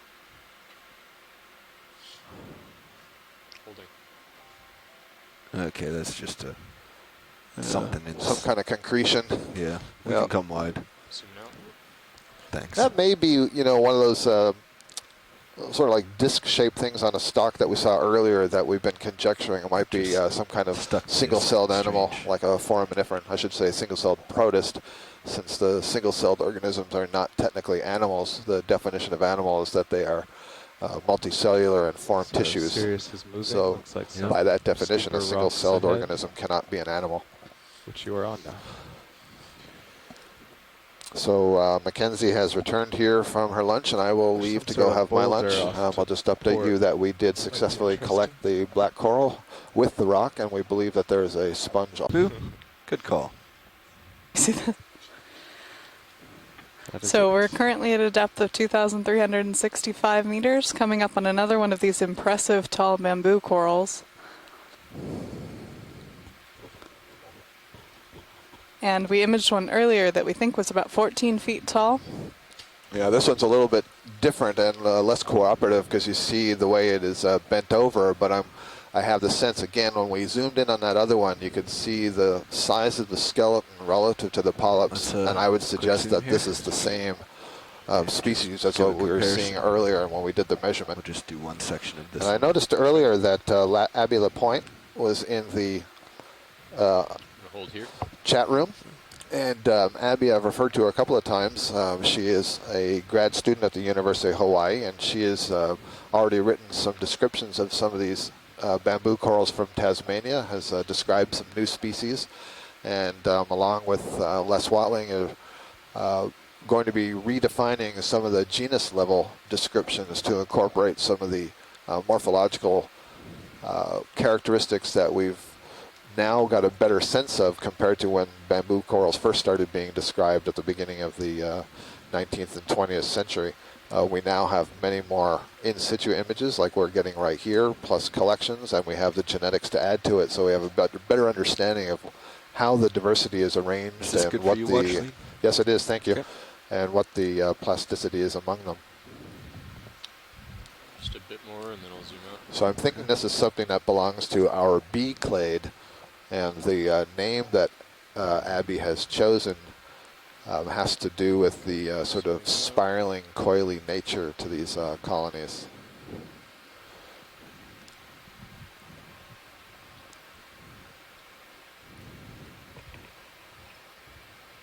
An alternative is it's in the what we call the long bones clade. And the long bones refers to the length of the internode. That's the white part that you see between the dark nodes. All right, I'm leaving it to you, Mackenzie. Well, Could I have a ship move 30 meters? So this is another bearing sponge like we've seen 340 earlier. degrees At 0. Again, the sponge itself doesn't seem to be healthy, but there are a lot of commensal organisms on it. That's correct. Maybe a few hydroids up there. Moving on. Thank you. Looks like another crinoid going off screen.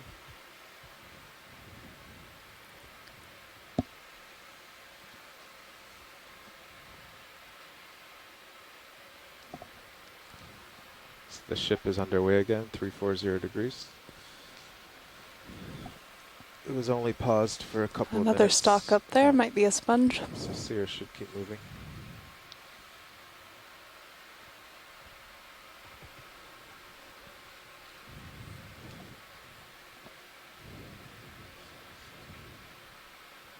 I think this is another dead sponge here.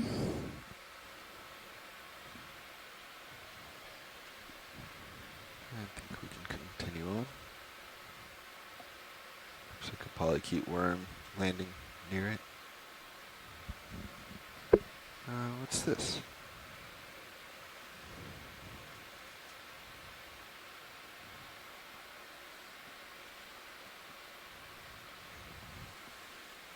Snap zoom?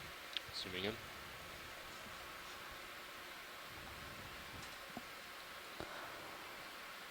That's our sample. So this is another. It is our sample, and it's. Oh. That rock is ready to be plucked. No fair.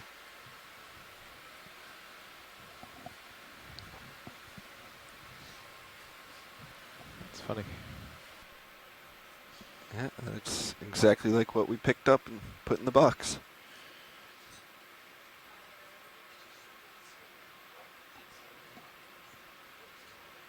This is a different one. Or sorry, that was a question. It looks the same to Pilot. We do have one in a box. Yeah, I believe we picked it up while you were at lunch.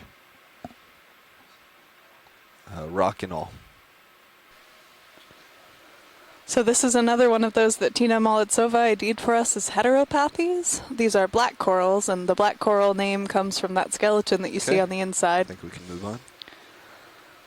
And this one's fallen over.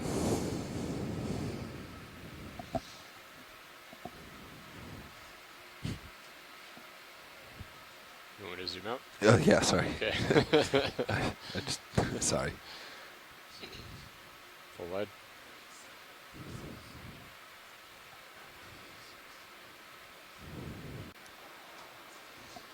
Pilot, you have a fault in your aft motor.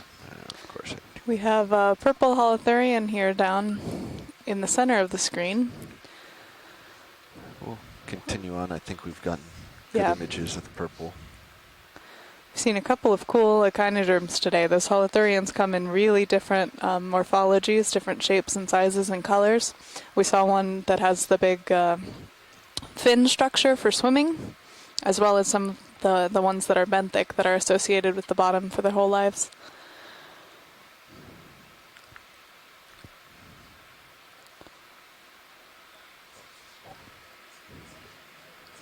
It might be nice at some point to pick up another rock. We've gone a good distance, so there's a good chance we will get something else here.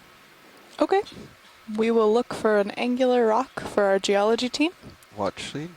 Pilot copies. We're going into a shift change here in a few minutes, so we'll pass that on to the next group. Great, Let thank them you, play with Pilot. the manipulator.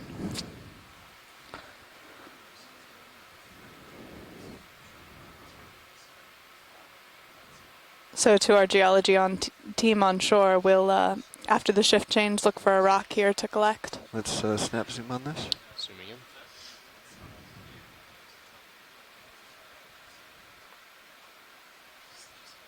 Holding here. This is another sponge. Yeah, you can go all the way. It's up to you. We've seen a lot of unhealthy looking sponges, again, that are kind of this darker spend much time color. Zooming in.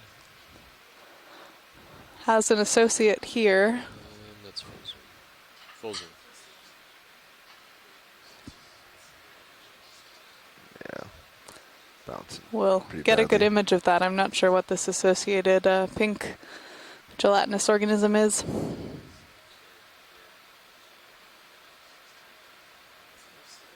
Okay, zooming out.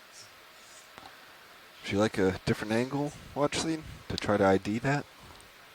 I think that one of our onshore team will be able to get an ID from that angle. So I think we can carry on. Carrying on. Thank you. Chris Kelly giving an ID for that sponge as maybe being a dead Walteria. We collected one of these Walteria yesterday. Really beautiful glass sponges. The ship stopped moving, or are we still on a ship move? No, the ship move just completed. Just completed, so we're going to still drift for All about right. 10 minutes. I'll just Your take hydraulics a grab are at this here. up and So running. to our geology team on shore, we are preparing to make a rock collection here. I don't know if any of you can call in and maybe give us some advice on the ones that we're selecting. Just going to put this up for consideration because I saw it. It's the most angular. So it might be a little small. Might be a little small. I've but, been somewhat frozen, so I'm not see what, entirely sure whether I'm still looking at the same thing as you are. Okay, well we do have kind of an angular rock in the center of the screen now. Looks to be about 10 centimeters long. But we'll get a close-up view and hopefully your video can refresh to it.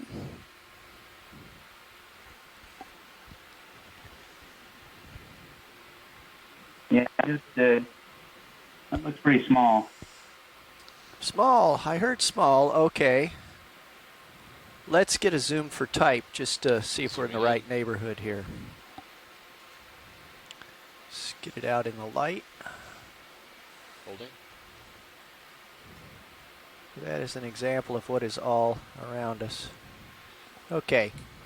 I will get a bigger version of same. In fact, I think I see one. Yeah, that might be one big chunk of manganese with very little else inside. Okay, well, we'll have a look for a larger rock here. Yeah. A nice shrimp waiting on that rock.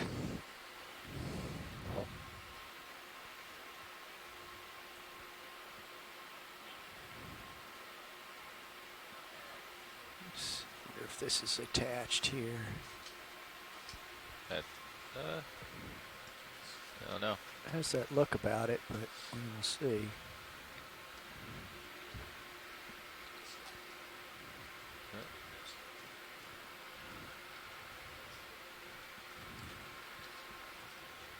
Let's get it.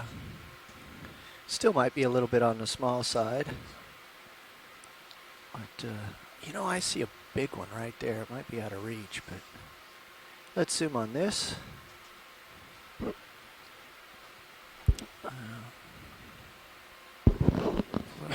See that one in the distance just left of the jaws? Yeah. Yeah, that's looking. Okay, wide please.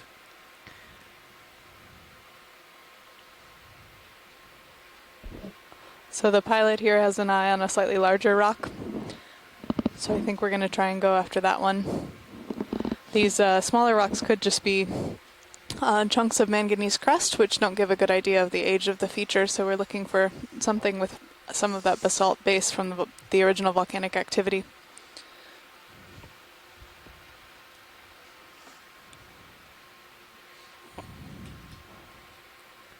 And I think there's also a hope that these rocks can be divided amongst a couple of labs for different analyses. So that's why we're after a slightly larger one.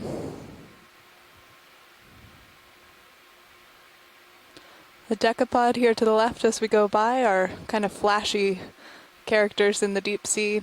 These are present in relatively high abundances from depths like here. We're at 2,000 meters all the way down to about 7,500 meters. We've seen, and they have these amazing pleopods for swimming, which take these really large strokes as they continue through the water, and long, long antennules to try and sense their environment.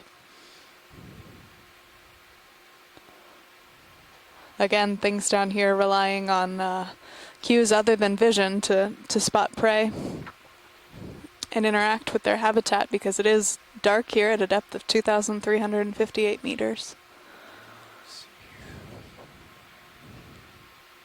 I adjusted your lower swing arms a little bit. Thank also. you.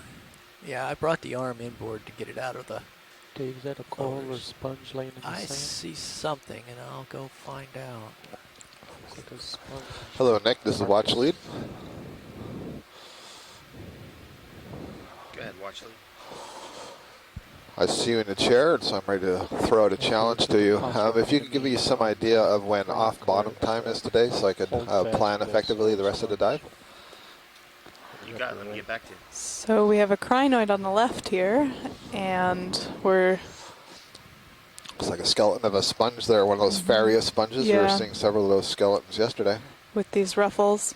Just get a little zoom here, just to... That's Yep. good. So we have seen a few healthy sponges today, but largely a lot of dead sponges. Yeah, more dead than alive.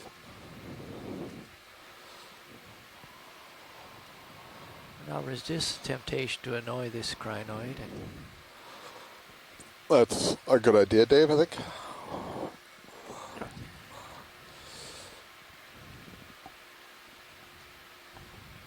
Still a partial. Let's come wide, Rome. Push in a little bit here. Looks like we've ascended approximately 100 meters on the ridge so far.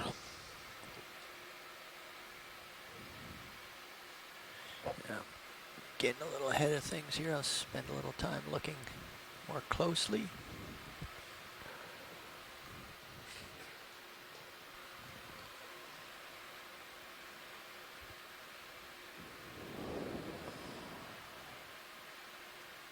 Kind of an interesting looking fracture, whatever in the lava there. I wonder if one of our shoreside scientists, geologists, can maybe give a little history on the manganese coating and how long it typically takes it to coat these rocks, how thick it gets over whatever hundreds or thousands of years. Millions even. Bottom left looking. Ah, yeah. Not sure.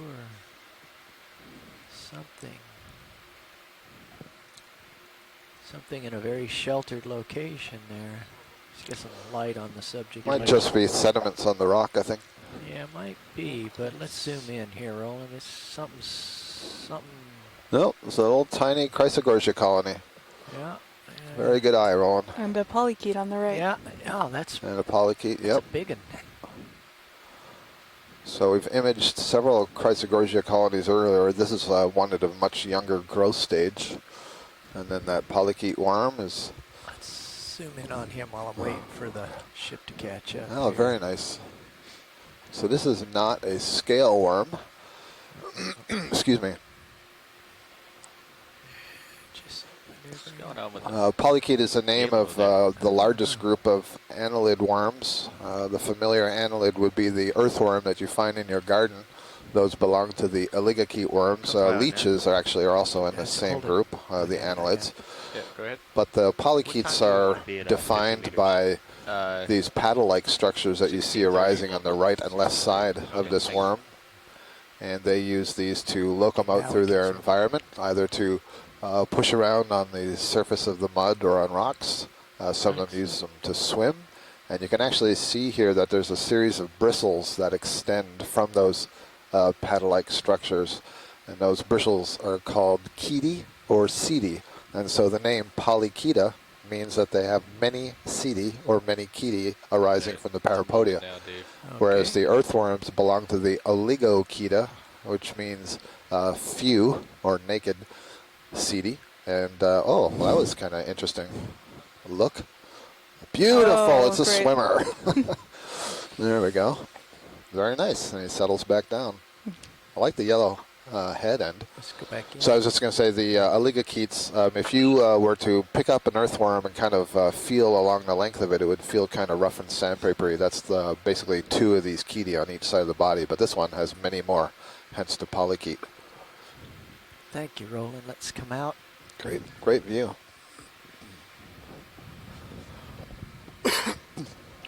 So I'm not sure if Jasper or any of the other geologists who are listening in heard guesses on the thickness of the manganese coating if this were, let's say, a 90 million year old volcano. Looks like we have our first live sponge of this type today, unless you saw some while I was out. We did not. So this is the Caulophacus type.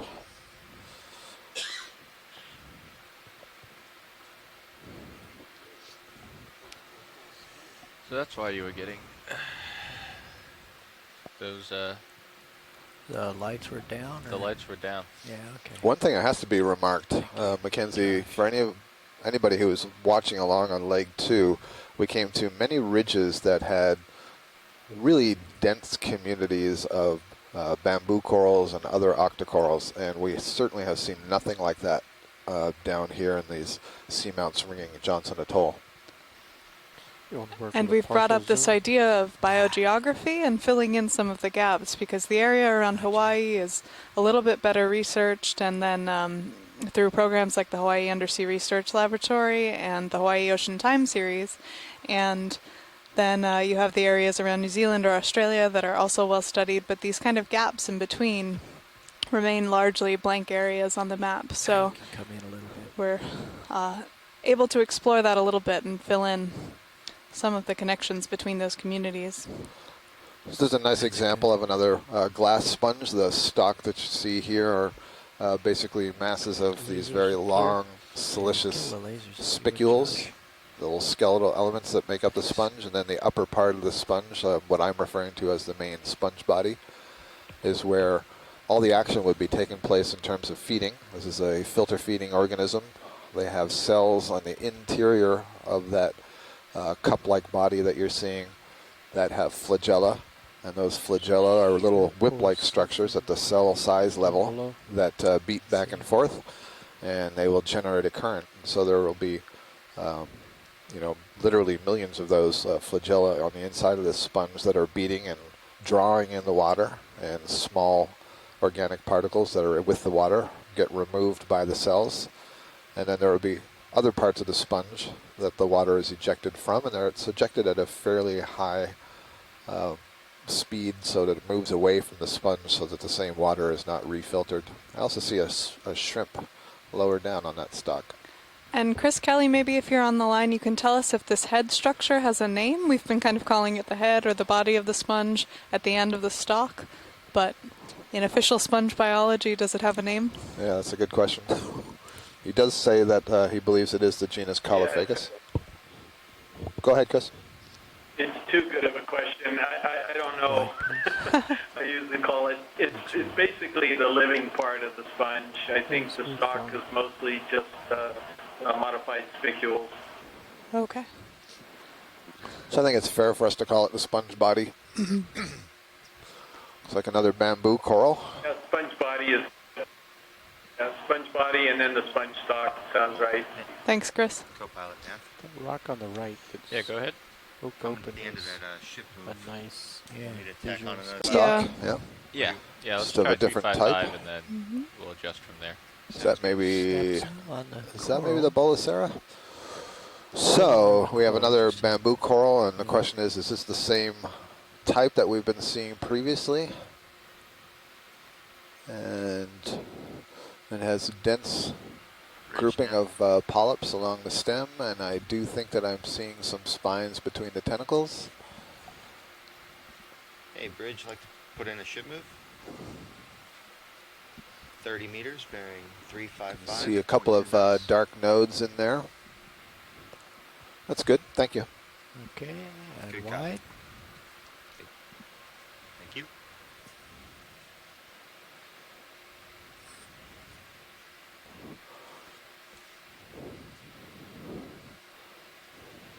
So have a quick look at the sponge, if you could, Dave. Simply. See if this is just a smaller version of what we were just looking at, or if this is something different.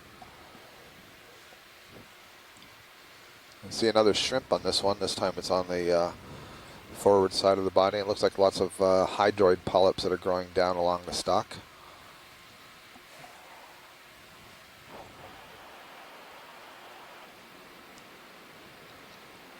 Sort of getting a look at it here. It's pretty broken up. Okay, that's a little bit better. I think it is the Caulophacus, but I'm not sure. It's one of the ones that we've documented in Hawaii.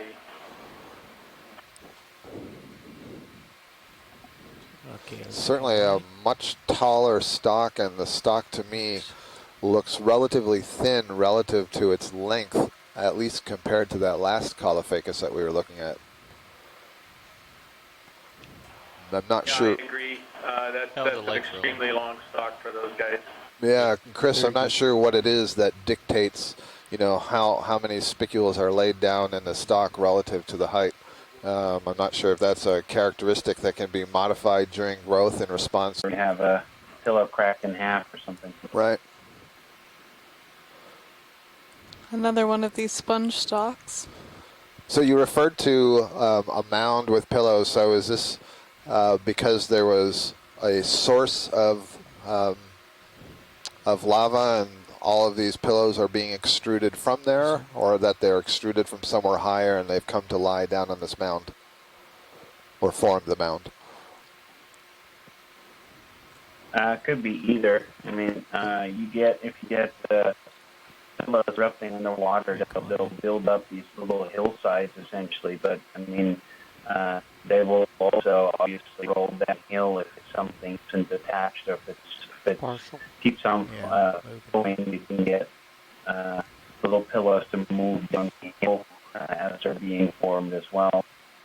So I don't know from what we're looking at right now if there's an easy way to see the eruptive location of this. All right. Keep it zoomed in. I see a very small crab just about to come under the laser right there. I'm just gonna kind of crawl up this rock at high magnification here. See what tiny creatures might be Keep revealed. rotating left in your HD2. You can see a stocked lane. Nav, I need to apologize. If you told me approximate time off bottom, I did not hear it. I'm sorry.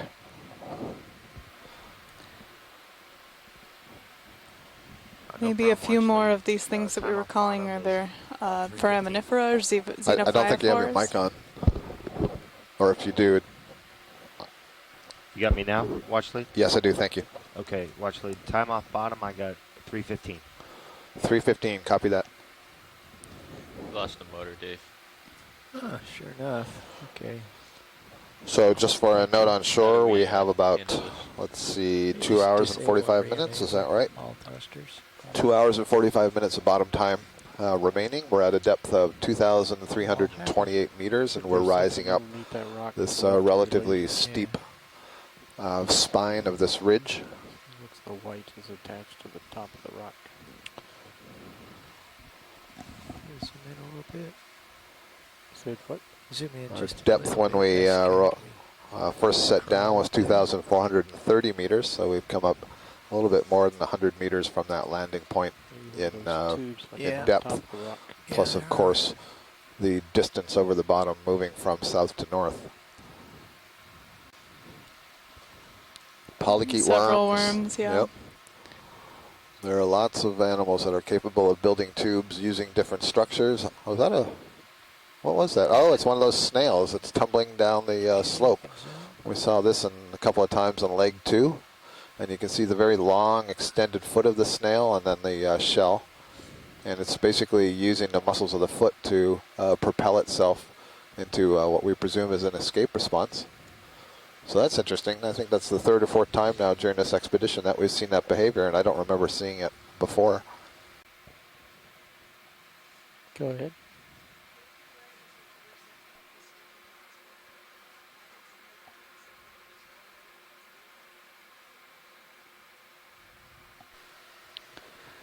So as we kind of continue up this ridge, I might ask one of our ROV team, either the pilot or the co-pilot, to tell us a little bit about this Deep Discover ROV that we have operating off of Okeanos Explorer. Sure. Oh, but we do have maybe a fish up there, so I might... I'm so sorry. Please zoom in the fish first. We can zoom the fish. Thank you. And then... talk about... This is our first fish of the day. This is our first fish of the day. So this is... Let's see if I can't get over there and light him up a little bit better. Has very long pectoral fins. Kind of roundish head. Driving his way, So this is an ophidiid, one of these cusk eels that we've been seeing a few different types of. But these long pectoral fins are not familiar to me. So do we have Bruce Mundy on the line? So or any of our fish team? This is a very interesting one. I haven't seen an ophidiid with pectoral fins quite like that. So it had the long trailing ones and then also short rounded ones just behind the gill. I wonder if that was one pectoral fin fused, because these ophidiids have a pelvic fin, but it's kind of fused into a barbel on the chin. So I don't know if we have any of our fish experts tuning in. Yeah, unfortunately we've lost the event log, so we'll need to hear from somebody by the phone if you can give us some information on the phone. I think he might be starting to cooperate now. Yeah, Scott, the video and the audio are so broken up that I had not only been not able to hear you, but I haven't been able to get a good look at the fish either. Okay, well Copy that, I'm Chris. opening the ophidiid guide now to buy us some time while hopefully Bruce Mundy calls in. But these deep water ophidiids are very rarely seen. They've been described largely from trawl samples that are kind of few and far between. So again, talking about how connected these populations are, it's very interesting. Sometimes we have species showing up in New Zealand that we thought were only related to the North Pacific. So there's a lot of work to be done here. So this is a valuable sighting. Chasing him, Rolly. I think we've gotten some good images of him that we can get some pictures to send to the team to try and ID later. But it is again a cusk eel. a deep water ophidiad. I think we're good with it. Okay, wide. Thank you, pilot. Get a good image of Sirius or ROV from the other camera as you describe it. Communications back and forth through the event log on that fish that we just imaged ahead of time, and it looks, Mackenzie, like that might be a really interesting observation. Yeah, so we've had a mad scramble through the guides, I think both on the ship here and on shore, and the closest that we can get is a genus called Eretmicthes, which have these really distinct pectoral fins, but haven't been documented from the Central Pacific. So Closer zoom if possible. If that is what we saw, then that's a very cool observation. So we'll send it to maybe Jorgen Nielsen, who is the expert on ophidiads, and get a consultation on that. So this is great. We're looking at a bamboo coral. This is different from the ones we've seen before. You can see that this one is branched. It has at least 2 branches arising from it. And I'm trying to see where the nodes are. I can see one node down at the base, and I don't see a node where it's branching, so I'm going to say that this is a very, very young keratoisis. It's interesting. It's so young that I can barely see the skeleton on the inside there. That very small upper branch, you can see a very thin white line, which is the skeleton. So that's kind of fascinating. It also has a very small holdfast to it. That's cool. Must go. Yep. That's a nice little observation there.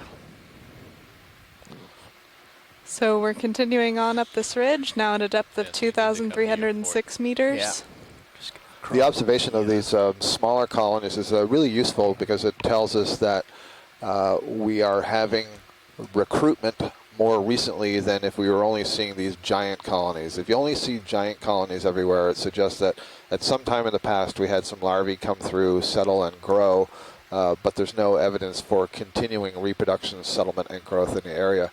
So it's really handy for us to occasionally see the smaller ones that are indicative of at least some reproduction happening. Now, overall, throughout this dive, we've noted that the density of organisms is really quite small, certainly much lower than what we've seen in many places on the ridges in the northwest Hawaiian Islands during Leg 2. So this maybe gives us some good context to that 3,000 meter dive that we saw as well, that it might not be the depth that's a factor, but something else going on in the area. Absolutely, and in fact, we made a decision yesterday to move the starting depth of this dive to a little bit shallower. You know, we had a meeting, a couple of days of meetings over various conference calls to discuss what was the overall dive plan for this entire leg and the different seamounts that we were going to visit. But then we like to modify and adjust during the cruise based on the data that we have observed. So as Mackenzie just noted, that 3,000 meter dive that we had a couple of days ago was very, very sparse. I think we only saw maybe 2 coral colonies on the entire dive. So we made the decision, well, maybe we should come up a little bit shallower and see if we'll see more stuff. But we didn't want to come up so shallow that we were in a situation like yesterday where the oxygen concentration was low. So the nice thing about that is that we have various scientists on shore who help us, and we can be flexible and you know, change our plans. And so we're zooming in here on another sea cucumber, nice purple one.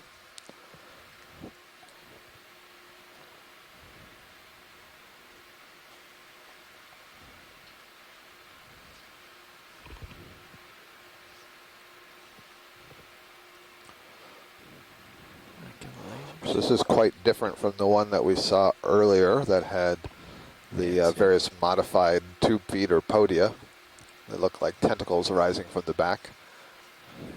This one does have some small ones. You can see them arranged in lines. Again, I described before the fact that these are related to sea stars, and sea stars have 5 arms. Along each arm is a row of podia. Well, here the podia are arranged from the anterior, the mouth end, to the posterior in these long bands. So those would be 2 of the rows of podia that have been modified. They're no longer used for walking around. Perhaps this is a Synallactid, family Synallactidae. Which we saw a few of yesterday. And we've seen some really cool holothurian diversity today in these sea cucumbers.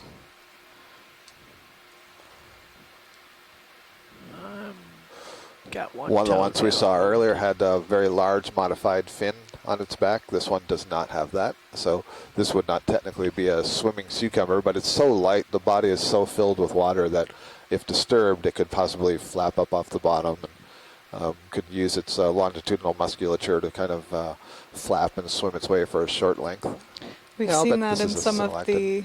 the deeper alpidid holothurians that kind of get blown away by the ROV and sort of roll. Because they are largely water.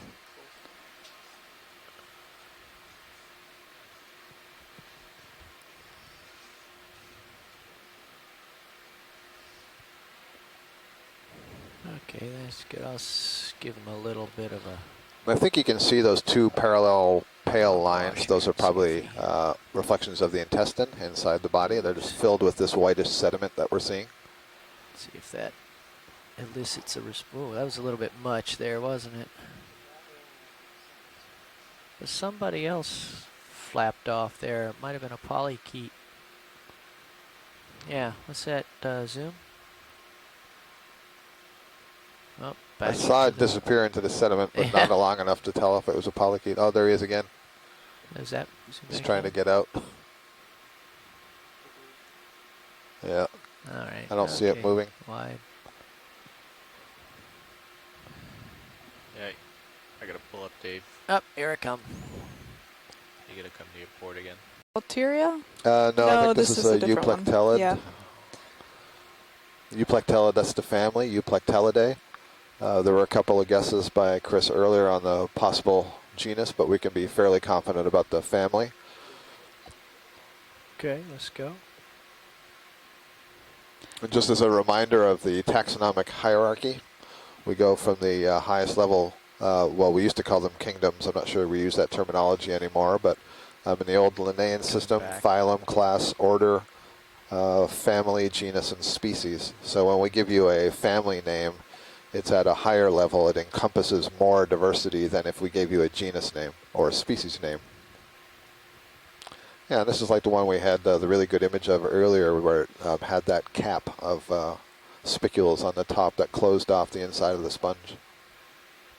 Is that to keep things out, or keep things in, or depends on when it happens? Yeah, that's a good question, Dave. I think that's one of those, you know, we can come up with a just so story. I'm not sure what the We've seen what the purpose is. we've seen creatures that appear trapped in them before. Oh, there's haven't we? absolutely. So there's absolutely creatures that get trapped in there, but they're not trapped in there with the perspective of the sponge that's not there for a meal, a future meal for that sponge.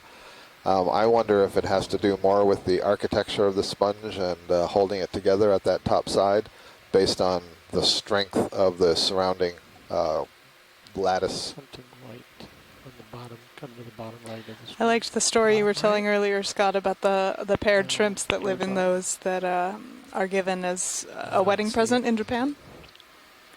Right, symbolizing sediment in the rock. Okay. eternal togetherness. Trapped in a sponge. I didn't want to use the word trapped. Josh, you want to come over and fly for a while? Trying to put a better spin on that. So we're at a depth now of 2,266 meters, continuing up this ridge, about 70 nautical miles south of Johnston Atoll.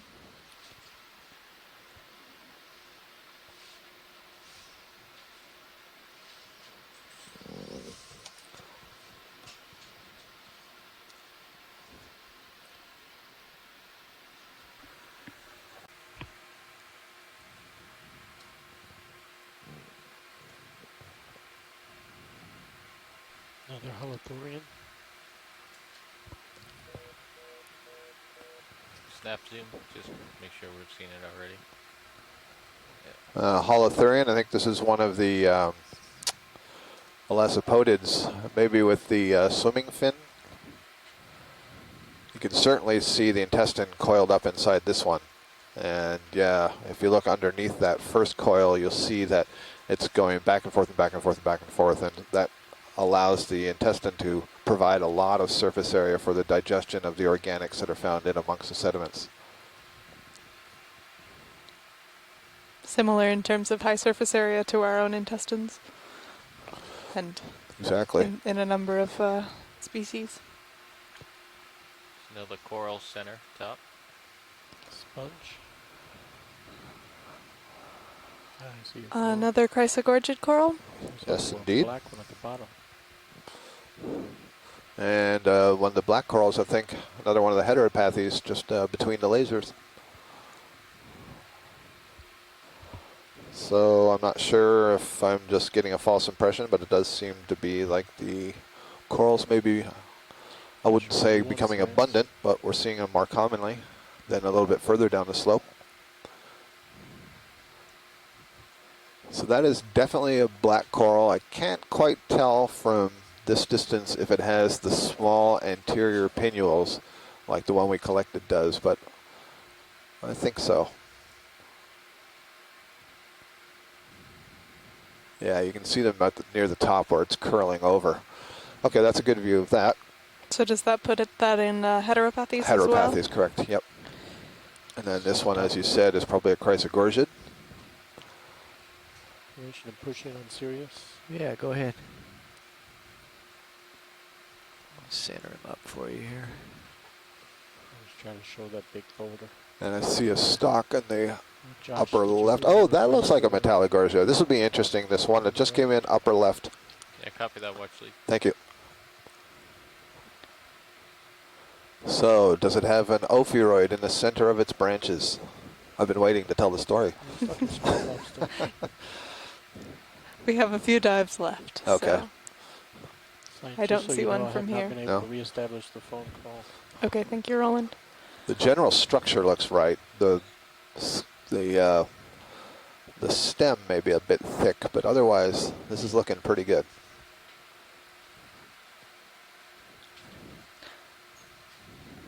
If it does not have an ophiuroid and it's a metallogorgia, Alright, come on we're in. collecting it. Oh, but it's not. Okay, so this is a chrysogorgia. You can just see how wiggly the stem is down to the right side. It's dropped a lot of the branches. That's what's happened. That's why it looks so different. And go ahead. Oh, but you can see an associate in the center there, one of these chirostylids Correct. crustaceans. Yep, chirostylid crab, the squat lobster.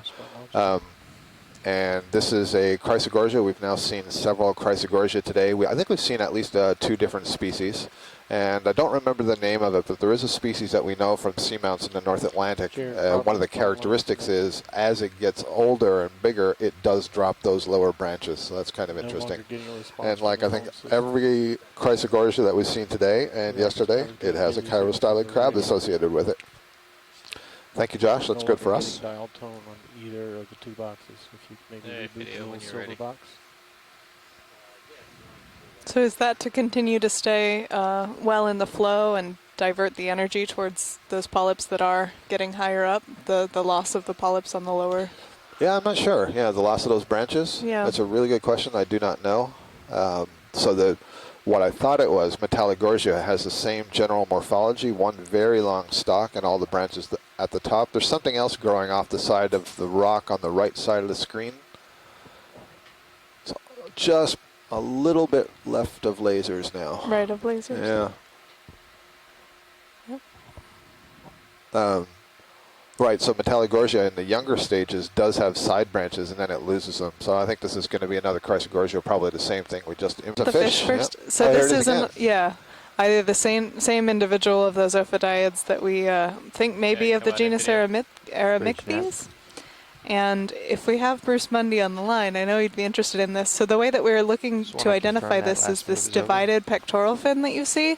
The top portion being very distinct from the bottom, but that is one pectoral fin. Again, the pelvic fin on these ophidiid cusk eels is has been modified to a barbel. Thanks, Rich. So if this is Aramictes, then this is the first time it's been seen in the Central Pacific. So that would be a very cool observation. We'll try and get an ID. Cool. But they have been seen at similar depths to this around the world. So that's our best guess right now on that guy. He's running for cover there. I don't think we actually have the conference Right. call established, so if we can get a look, I'll go ahead, chase the fish. I just don't want to lose that branched coral back there. It might be new. Yeah, no problem. Come on in, video. Thank you. Oh, nice. I thought I saw a parasite on the left side of the fin. The fin It's on the left common. side. Yep.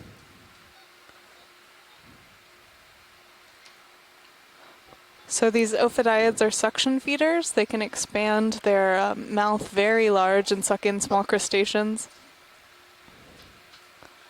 And a very kind of mysterious and enigmatic group. We see them a lot in the deep sea, but we don't really know the whole role that they're playing. Coming right. I got more zoom if you want it, Josh. Yeah, go ahead. So we can get him to turn for us. The other way. It's really an interesting fin. So Yeah. the elongated one, do you know if that's for a different kind of swimming or stabilization? Or? Could be either of those. Fishes often have sensory mechanisms on those pectoral fins as well, both chemosensory for sensing particles in the water or sensing different vibrations. You'll see also the lateral line down the fish, which is a kind of sixth sense, it's sometimes called, for sensing vibrations in the water. Thank you, pilot. Welcome. Alright, let's find this branching coral. Right there. Yeah, so we're going to see if this is another one of the bamboo corals or just the nature of the way it's all the branches are coming from the same point. I suspect that this is a primnoid coral. Yesterday we were seeing some what we believed were the genus Narella, possibly the species Narella macrocalyx, and this has the similar sort of overall growth morphology. So It's actually looking, picking up south here. of The east right two whips now. on the right Oh, too you're look a little passing. bit different. A They're little kind of bit, straight. but I brought the ship on a little easterly jog 070 to get more over into this more rugged section here. Alright, video coming in. So when you're done with this, we'll go up and left.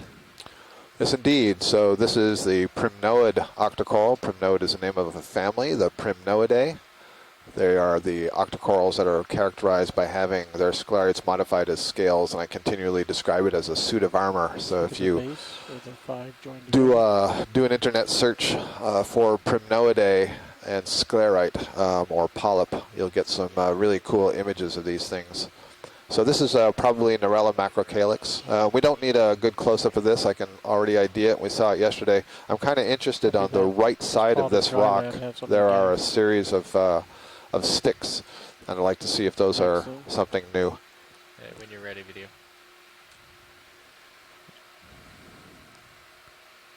We'll need to be moving here shortly. Yeah.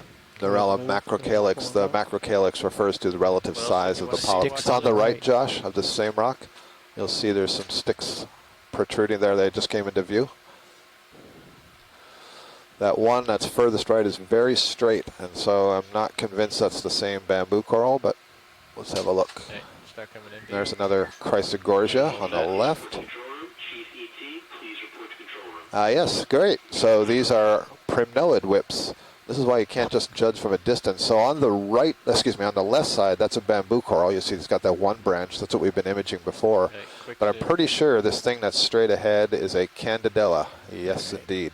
And you can kind of see, if you look at the polyps, they kind of look scaly. Yeah, that's a great view. Little armadillos. And that's a characteristic of that family, Primnoidae. So there were two of the colonies there. Candidella, probably the genus Candidella gigantea. Good stuff. So we got a little pickup in density and diversity right there. Again, coming up this ridge now at a depth of 2,000. I hope you have yeah, that next move will be 040. some good video. This has got a very, very thick stock. Yeah, it sounds good. Another 40 meters. And the body of the sponge is not well differentiated yet, so I'll bet this is something different from what we've been seeing. Chris, are you getting a look at this?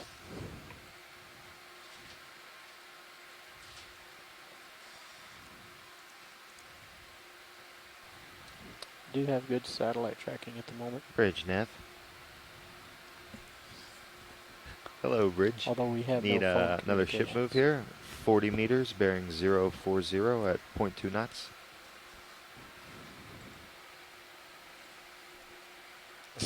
Thanks, Bridge. Just so you know, we do have good satellite tracking at the moment, but we do not have phone communications. Okay, thank you. Copy that, Roland. thank you. But I'm guessing at the ECCs they can still hear us on the video. So Chris, if you would mind typing in what you know about this sponge, that would be really helpful. Very, very thick stalk relative to the body of the sponge, and I don't see a mass of spicules forming a net or a nest at the bottom. Kind of an interesting pattern to the upper part of this sponge. Does seem to be architecturally different than those Yeah. Caulophacus that we were seeing. Yep. And then Josh, there's another one on the out of frame upper left. It's kind of frilly looking. Copy that. These tall guys? So yes, exactly. Chris has written in that the sponges are glass sponges, but he does not know what genus or family of glass sponge. Yeah, shrimp.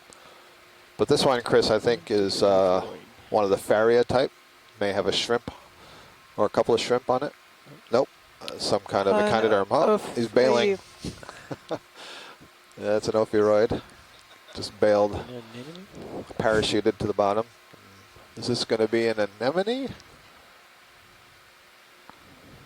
Huh. So you can see the living sponge on the left, and then what looks like the same species dead on the right. Yeah, that's great. Yeah, really brown and discolored on the right side there. I don't often see anemones this large growing on sponges, so this is interesting. Yeah, go ahead.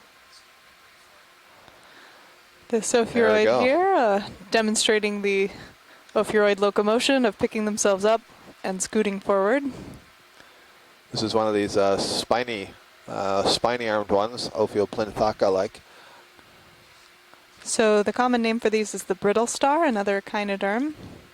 Also, the name ophiuroid translates as a serpent star, and that's in reference to the name, in reference to the arms, and the way those arms are very highly flexible and can coil up. Yeah, I'm not sure how we're doing on time, so if we have to. They do have tube feet, but the tube feet are not used as much for locomotion. Yeah, do the sponge and then we gotta go. So here's this Faria sponge, or Faria-like. Yep, Chris is saying it's in that family. And it has an anemone growing on it, and that's very interesting. And I can see through the sponge, it looks like there's a little lobster in there. Here's a close-up of the anemone. You can see that it's settled onto the surface of the sponge. It's not growing into the sponge. We did see on leg 2 and leg 3 numerous examples of sponges that had zoanthid associates with them. Those are another kind of anthozoan. This is a little bit different. You can see one little, you gotta go up and left. one little squat lobster on the other side of the sponge. You can see through it, and then there was a small shrimp. That's a really nice view right there. Oh, and there's another black coral behind it. I think that's a Bathypathes. So that's the first observation of a Bathypathes today. And we've seen several of these Gotta varied go. sponge skeletons left, but I think on this expedition, or at least on this leg so far, not the living varied. I take that back. That is not Bathypathes, and I know that because some of those that side pile of branches rocks had their there. own branches. Off to the left. So Follow you around. that might be a Trissopathes. So things are picking up here in terms of our observation of organisms. Just a couple more sponges. So we're coming up now to a depth of 2,230 meters, you again up. making our way up this ridge. And as Scott pointed out, we're seeing more in the ways of sponges and corals than we saw earlier on the dive, as well as several sponge skeletons and coral skeletons that have fallen. And that was just kind of a temporary little ledge that we were on. It wasn't the upper part of this ridge. Right. There's a very, I guess, so I'm not sure right now if this is a young sponge or it's definitely a sponge. Yes. It's got a long stalk and then it's got a small body on the top. Let it go. And so we've had this discussion many times. These ones look maybe they're dead. They both look kind of brown. Quick zoom. You can see several of them in the background. Yeah, not in good shape.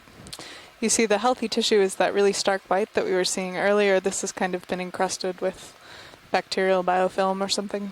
When I see these and I see them lying in the sand, they bring to mind the artist H.R. Geiger. Any of you who are fans of the Alien movies and the set designs of the Alien movies and the Alien itself, that was H.R. Geiger who designed all of those. And there's a lot of the Faria sponges. Suddenly got a little stand of them. And there's something Is the one on the far right something different? Yeah, it might be a Walteria, maybe. Oh, I see. There's a crinoid on it, Got a and crinoid on it, but yeah, it's also And got then- maybe a crab or something. The white one in the middle. Yeah. White crab. Yeah, come on in, video. Oh, so there's yeah, like so we a have a crinoid and a crab here. yeah. This is a squat lobster. This is probably in the family Munidae.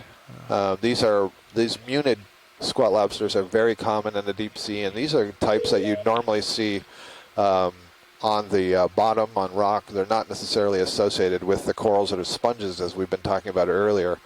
This is not a crinoid, actually. This is a Brisingid asteroid. Oh, So you're this right. is a sea star. And one of the things that's different, they're both echinoderms. They're in different classes. So this is in the class Asteroidea, which is the same class that includes all the sea stars. And the sea stars have their mouth oriented down towards the substrate that they're on, whereas the crinoids have their mouth oriented away from the substrate. But this is a specialized type of sea star that gets its food from the water column using those spines that are coming off of the arms. This is in the order Brisingida. So we refer to them as Brisingid sea stars.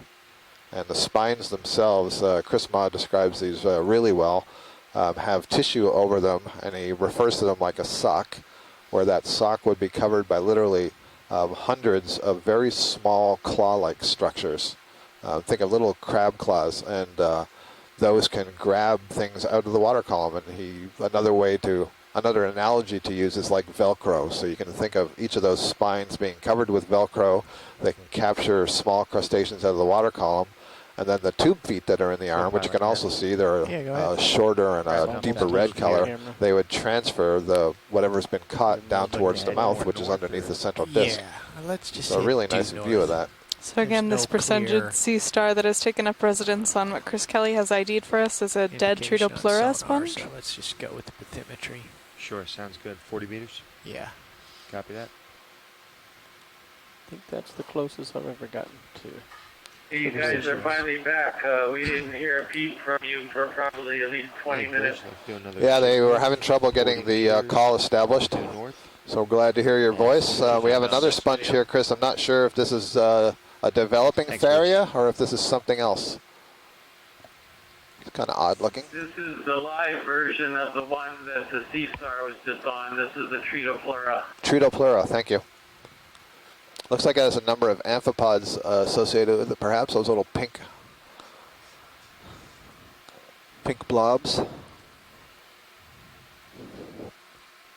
Tritopleura, is this another hexactinellid, Chris? Or is this a demo sponge? Must be a hexactinellid given the rigidity and how tall it is. Yes, this is a hexactinellid. It's one of the hard sponges, which means it's really brittle. Thank you.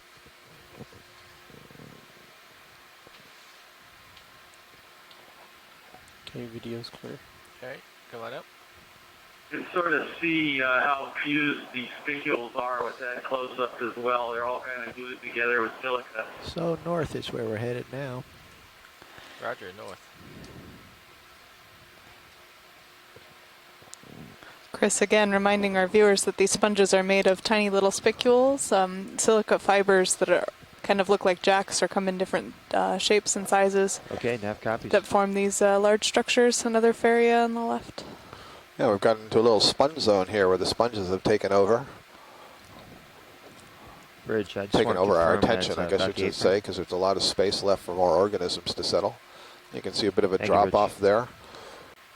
I need to reboot my KVM. Yeah, copy that video. Go right ahead.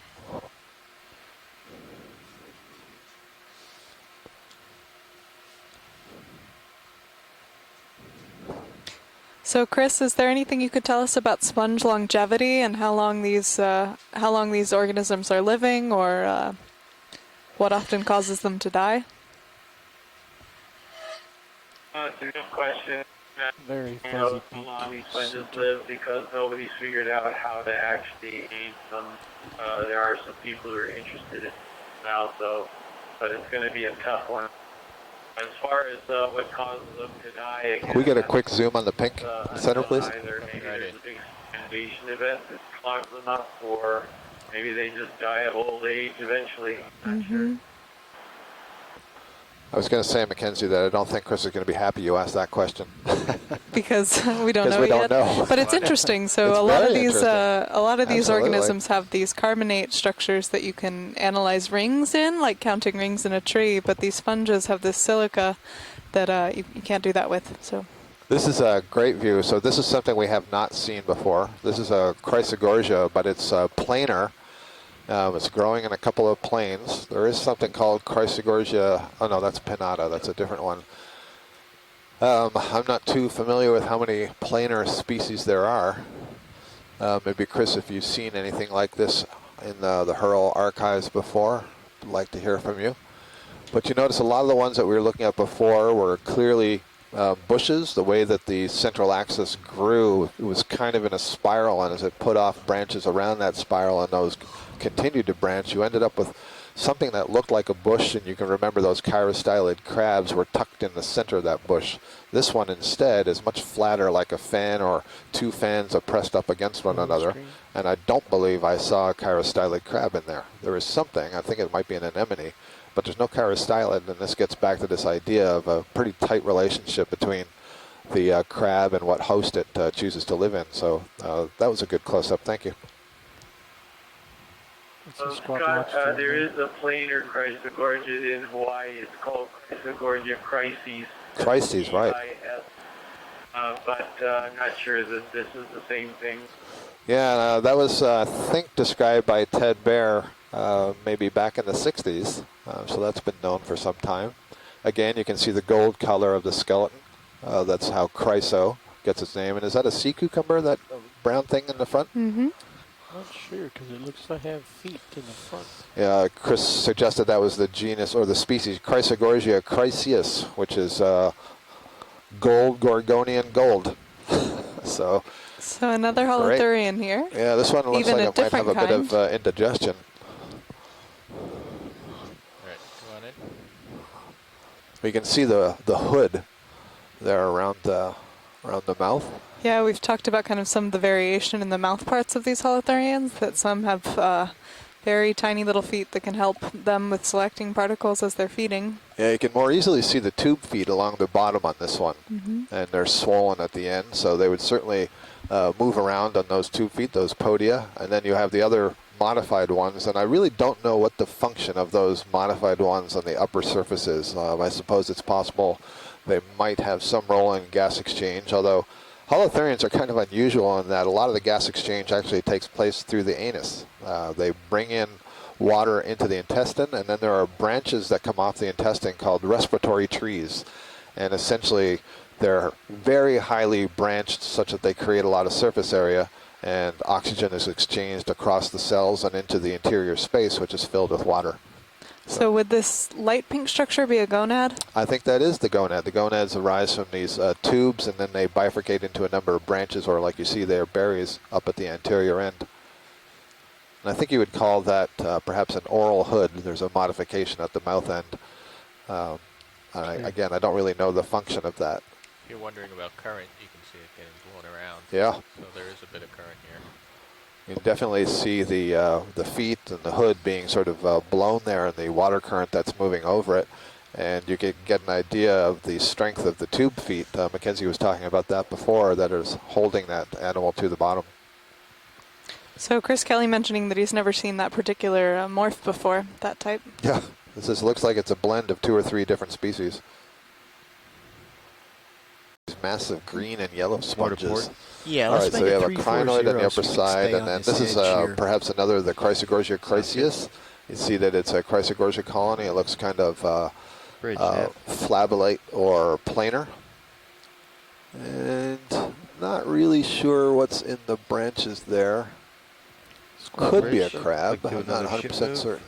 40 meters, bearing 340 at point. It does, you see the claws? Yep. Okay, so we do have a little squat lobster in that Chrysogorgia colony. Thank you.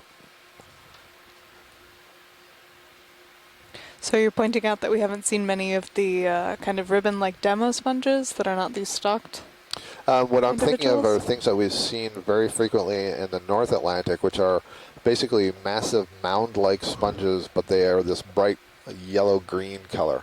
They really stand out. They're really quite pretty. And I don't remember any sponges of particular color on these dives. You know, we have seen a couple of the encrusting bluish ones that we believed were sponges, but most of the others seem to be just white.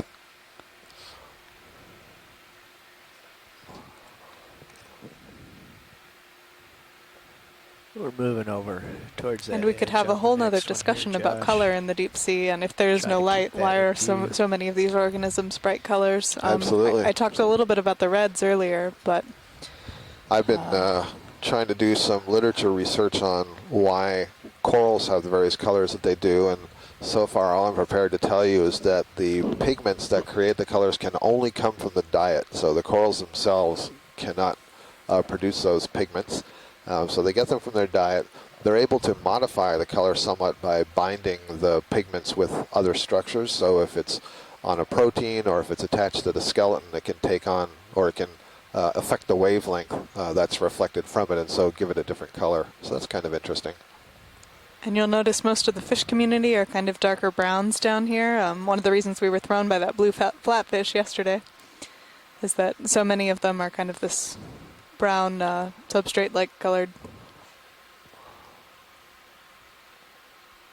Earlier, we're not seeing much in the way of ripples in the sand, and you typically get ripples where the currents are very fast, and so that would suggest at least that long term you don't have particularly fast currents here. They're relatively gentle. Scott, you talked about this word bioturbation, where we can see that animals have interacted with the sediments. You see different colors down here, that there have been maybe holothurians or even some fish. Some of these brittle stars often come and make tracks across the sediment, and as they're feeding and going, they'll dig up some of the whiter sediment from the more organic deposits that are around. Yeah, that's a great observation from right here, because if there was nothing disturbing the sediments, then you would expect to see the same color of material just distributed equally across the bottom. So maybe that brings up a nice point of temporal variation. So we're looking at this spot at one point in time. Oh, hold on a second. I'll let you go ahead. Yeah. Oh, yeah. So this thing, right there, just went off the bottom left of the screen, bottom right of the screen. So we've been talking about these single-celled organisms that are capable of producing these structures out of mud grains, sand grains, mucus, and so on. And there is one right there that I feel fairly confident about.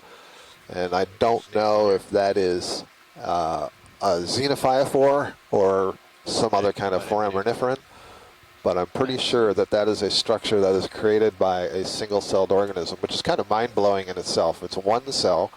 If you've read or heard anything about amoebas, foraminiferans are basically amoebas that are capable of constructing a shell out of all kinds of different materials. In this case, what it's done is they're called agglutinating. They're gluing together different particles that have settled on the bottom here. There you go. And in this way, they can sort of extend their pseudoplasm, extend the cell out into that whole structure.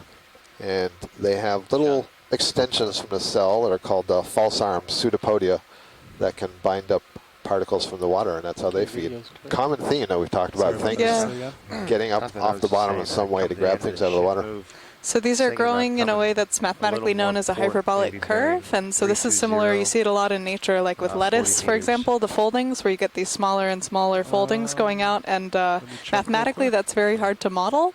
But there's a group that actually found out that it's easy to crochet. So there's a group that crochets some of these corals and foraminifera, because as you're increasing, going around in a circle, you end up with these shapes. Oh, that was very cool. I'm facing 340 right now. Yeah. Yeah, so... Can we look at that percentage? Yeah, I'm up against a percentage, because if it is, I can tell you this story. Don't look at that black coral on the right. And then maybe after we can go to this vase that just slid off to the left. Kind of a I think sponge, that's a isn't different it? sponge. Yeah, I don't think we've seen that today. Bridge, yeah. Yeah, so that vase, I'm just seeing it's frozen right now, but I think this is the left island, the vase with the commensal anemones in it. All right, we'll have a look in a minute. So I just wanted to say quickly, I got the wrong information screen up here about these Persingid asteroids. I've already told you that they're sea stars, But I wanted to tell you a bit about the name because, Mackenzie, you've been referring to the names a lot and how we come up with names. So Brisingida, that's the name for the order. The name comes from Norse mythology. So Brising is the breast ornament of Freya, who is the wife of Odin, the Norse goddess of love, beauty, and fertility and childbearing. And the ornament was concealed by Loki, the god of mischief and evil, in the abyss of the primitive ocean. And so the early taxonomists who named this thing decided to name it after that breast ornament that was hidden in the abyss. I thought that was pretty cool. And I got to thank Chris Ma for that bit of information. He has a terrific website, Echinoblog, so you can check that out, the Echinoblog. And he's got all kinds of nifty facts and information on different kinds of echinoderms. That's an excellent story. So we'll get in some of our mythology as well as our deep sea biology. Absolutely. We're going to check out this sponge that Chris suggested might be Leptoroella. And we saw some of these, if this is indeed what it is, we saw some of these on Lake 2, and I believe they collected some. And living in the sponge itself, in the matrix of the sponge, were many anemones. And so we're going to see if that holds up as we get this far south. Okay, go ahead. I think this would be a good time to bring up again this forest analogy that we've got these corals and sponges acting as structures for a lot of smaller organisms. Absolutely, this is great. So this is cool. I didn't see this view when I was on shore watching. I think we were from the other side. You can only see them projecting above the top. But here you can very clearly see the column of these anemones extending into the matrix of the sponge. How cool is that? And so, yeah, forest and trees. Go ahead and tell us. Oh, you want me to tell you? It's obvious. It's like a forest with different organisms living in the trees. But here, things are trying to get higher up into the water column for protection from the bottom, is similar to a terrestrial forest, but also because they're able to get up in the current for feeding. Right. So the sponges and the corals, in this case, are the trees of the forest, and the anemones and the shrimp and the brasingids are the squirrels and the birds that are climbing up into the trees and the branches of those trees. Very cool. Good call on that, Chris Kelly. Leptoroella, and it's commensal anemones. There's a lot of anemones in there, and it's interesting. I said before, you know, all these sponges are filter feeders, so they rely on pumping water in through the body in the matrix of that sponge. And so at some point, you may get too many anemones, you would clog the whole system up. And I wonder if the anemones benefit, you know, if the sponges are generating a suction towards them, it may be pulling in some things in the water that the anemones can grab. So I hope that this is something that we've been able to show to our general public viewers today, that the sponges have a huge diversity of morphologies and of organisms that are associated with them, and they can actually be very beautiful. So something very cool at the base of the tree of animalian life. I think we were seeing something exciting as I started to talk about this idea of temporal scale. So we're looking right now at this environment at one spot, but you can see from the tracks on the ground that different organisms have been in different places. So not only are we looking at a complex environment in the deep sea in terms of whether it's a seamount or an abyssal plain or a deep sea trench, but also what time of year. There's evidence for seasonality in the deep sea, that you do actually get deposits of nutrients going in at different times of year. So even though it may seem like this one big remote environment, we're actually seeing a lot of complexity. We can further that temporal scale discussion by talking about the seamount itself. So Jasper earlier on suggested that some of these seamounts are thought to be between 80 to 90 million years old, so they erupted that long ago. But then they had some evidence for other seamounts down here where some of the rocks were suggesting they were only 30 million years old. This is one of the reasons they wanted to get more rock samples so they can continue to delve into that question about the age and the pattern of the formation of the volcanoes.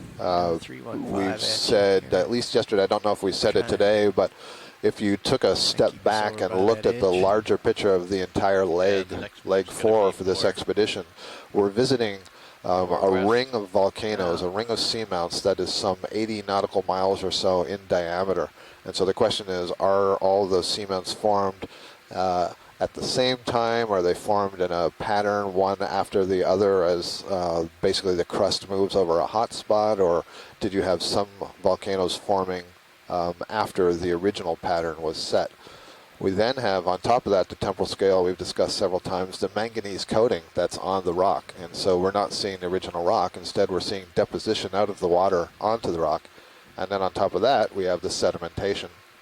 And we're seeing dead sponges that may have been dead for hundreds of years or maybe dead for 10 years. We don't know. But there's so many different scales to this very old environment. And as we said, this is the first time we've ever explored it, and so we like to think that these are relatively undisturbed environments. They haven't been touched by the hands of man yet. That's not always the case, unfortunately. We do see examples of trash and debris, but you know, we haven't seen any of that on any of these dives, at least down here around Johnson Atoll.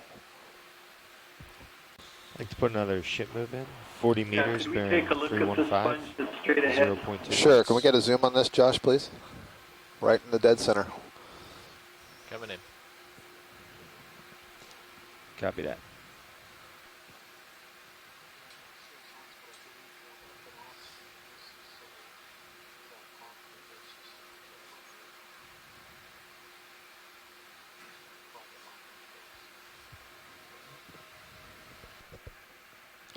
All right, video.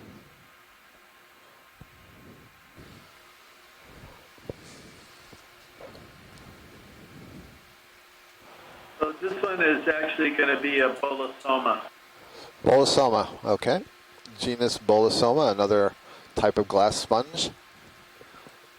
We were seeing at least one of these. Yeah, so it's, Go ahead, Chris. right, so the bolosomas are in the family Euplectellidae, and it's part of the subfamily Bolosomini, which are the stalked Euplectellids. And then the Caulophacus are actually in a different family called Rosellidae. So there's some with how they attach and where the stalk actually enters the body of the sponge and how it enters the body of the sponge as well.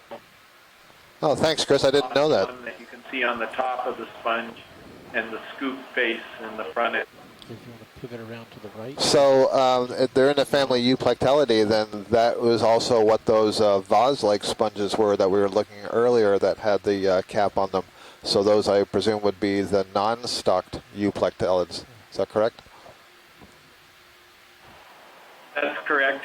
And so there's a couple of different non-stalked subfamilies, Euplectellinae and Corbitellinae, that are in the family Euplectellidae. And that one base one with the top on it, I think, was in the Euplectellinae, and I think it was the Euplectella. All right, let's see this Great, one thank in you. the back. It'll be up to your right. Yep, see it.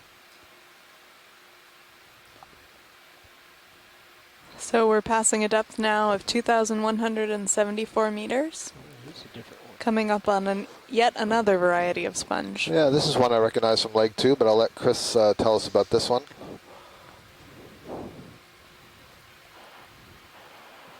Yeah, maybe a closer look first. Sure. Okay. I just remember seeing some really large versions of this. I was wondering why it was hard to lateral. I thought maybe is this like the Faria sponge that we saw that was kind of ruffled, but now this has just become much larger. Well, it definitely could be, but it also looks a little bit like it could be one of these Tritopleuras, just a larger one that's spread out a bit. Yeah, actually, I think the one behind it could be the Fareid, and this one in front is the Tritopleura, even though there's a certain level of similarity. Okay, run it. Well, I see. I thought that was all one sponge, so maybe it's two sponges growing very close to one another. Looks like a little crab, perhaps tucked into one corner of the sponge there. Yep. Little shrimp. A shrimp, pardon me. You can see its abdomen stuck up in the air. Thank you. Stuck up in the water, I suppose. Straight down this stalk. See where it turns into a tubular section. So what Chris was saying is I think we're actually looking at two sponges that are growing adjacent to one another.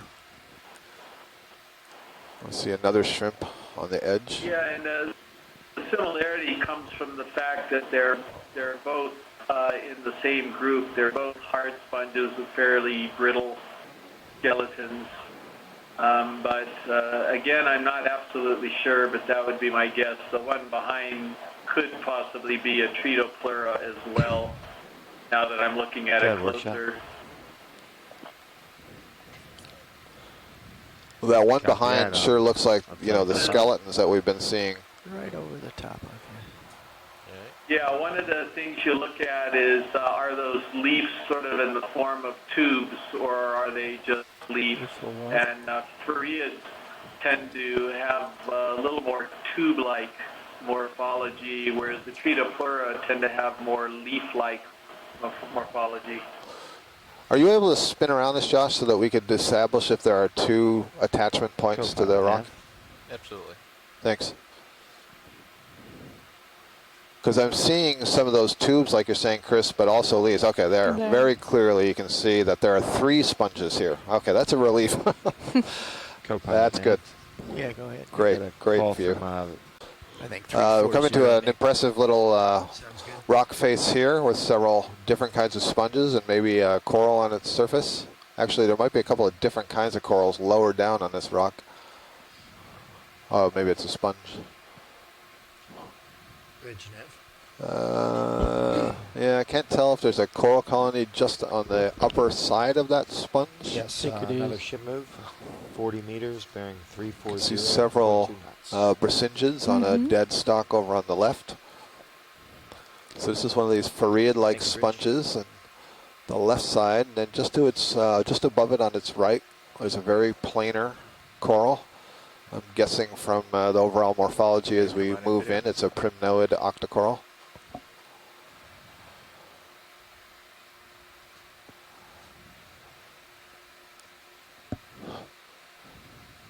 Now I'm thinking maybe it's a bamboo coral. And it's just a little bit too dark. I think. Bringing in some light here. Thank you. I gotta back up a little bit. Get you a better angle on it. It's a tough angle. Yeah, it is. There might be another one up top. Yeah, I think I see nodes on that left side that was sticking out beyond the sponge. I thought I saw some nodes in the end, so. So you can check out both our main feed and our camera 2 feed showing the Sirius view of the ROV along this impressive rock structure that we've come. It has a pretty awesome view in Sirius right now. We're like at a series of hoodoos or you know, very tall pinnacles. And a common theme that we see, you know, we've talked a lot about how these sessile organisms want to get up off the bottom to increase current flow. But then we notice at the tops of features, the tops of walls and ledges and pinnacles, that's where the action is. And you're seeing that exactly right here. So now I'm seeing several coral colonies on both sides of this rock. Very nice. Very nice. All right, let's get this one. Good stuff. Center. Again, kind of a small scale view of that funneling of water up the feature on both sides here. Yeah, maybe a good example is if you think of something like, you know, Niagara Falls, as the water sort of plummets over the falls there, it really speeds up. So this is a primnoid for sure. You can see it's got these sort of graceful curving branches. It's got a stiff skeleton. It's very planar. The polyps, maybe it's a little bit hard for you to see, but I can already tell they're scaly. And then there's just something about the size of the polyps, how round the upper part where the tentacles is, and the fact that they're pointing down a little bit. All of this tells me that this is a primnoid. It's probably the genus Narella, and based on the way it's branching, I'm going to take a wild stab and say that's Narella dichotoma or dichotoma, which refers to this dual splitting. And so there's at least two of those there, and I'm seeing, I think, some larger bamboo corals in the background. Coming into. I'm interested in the one in the background. Right. Yeah. I gotta see if I can get there. The hardest possible spot. That's the most interesting spot. We would like the pancake on the bottom of the stack, please. Yeah. Checking your port side swarm. Oh, that's close. Yeah.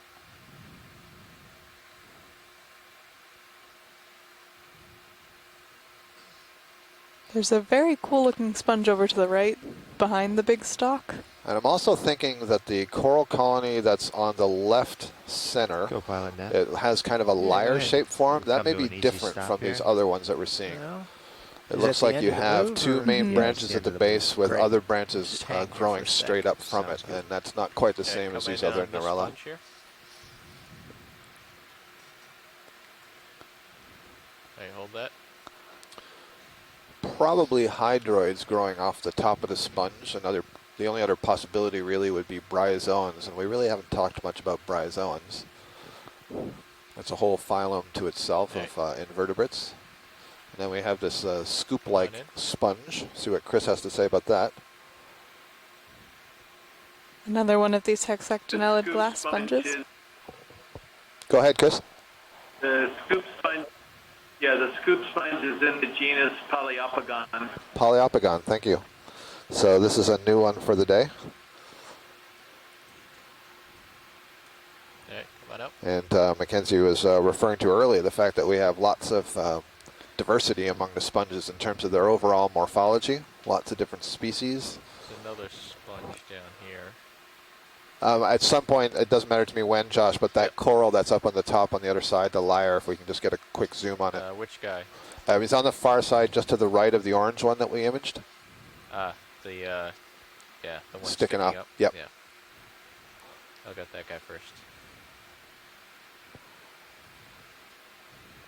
Sirius view now also showing Alright, come on in, some cool indication of the heights of some of these sponges and corals. Alright, hold that.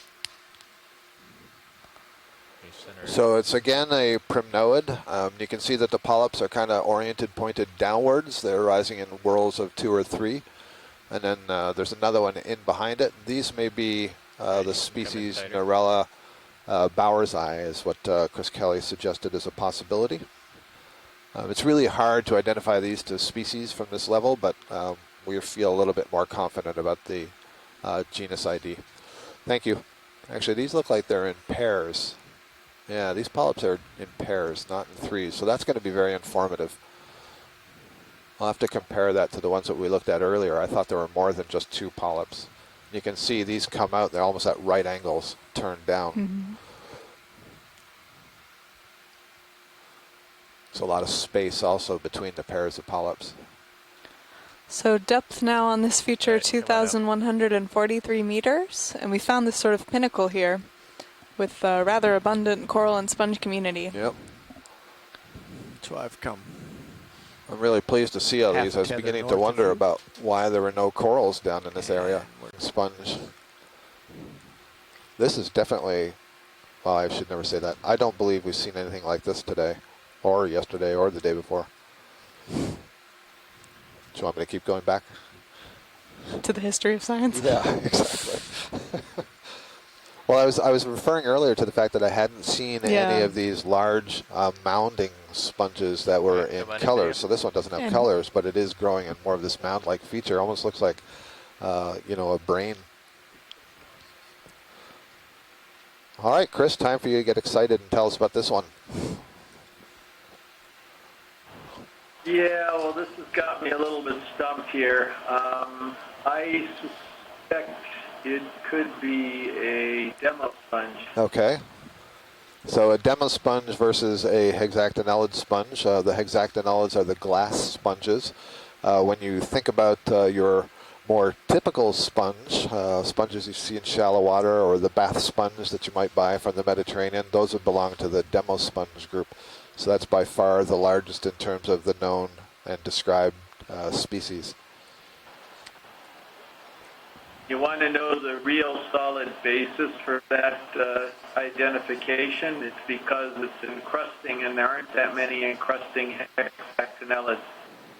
Got it. Well, we'll use that bit of information to our advantage. No, we're assuming So, one of the things Chris is saying is that we're doing our best to make an identification here. We're going to go with the default that this is a demo sponge because it's growing more like an encrusting form, and there really aren't known encrusting glass sponges. To actually identify this, you would need a piece of the sponge, you would need to dissolve some of the tissue, and then you would need to look at the spicules. Oh, can we get a quick look in at these hydroid polyps that are growing off the rock? excuse me. You have to digest the tissue and then look at the shapes of the sclerites. Right, let me just set up here. 1 second video. I said sclerites, I meant spicules, I'm sorry, the siliceous spicules. Mackenzie had said earlier, you know, the shapes and numbers of those spicules are what are used in the taxonomy for the description of species. Yep. All right, come on in.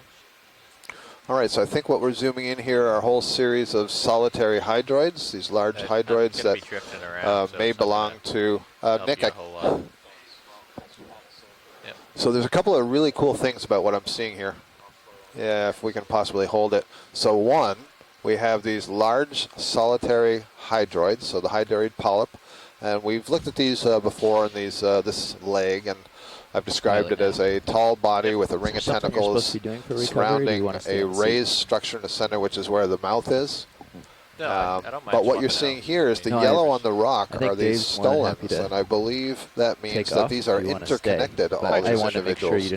So that would mean they're not truly solitary. I don't think I do. They're actually a colony that grows kind of in a ribbon fashion. No, that's... Unless what's possible is that they are growing in a ribbon and we can come tight. they become separated. So they're related to one another, but maybe they aren't still continuous. That's very cool. I don't believe I've ever seen that with these particular hydroids.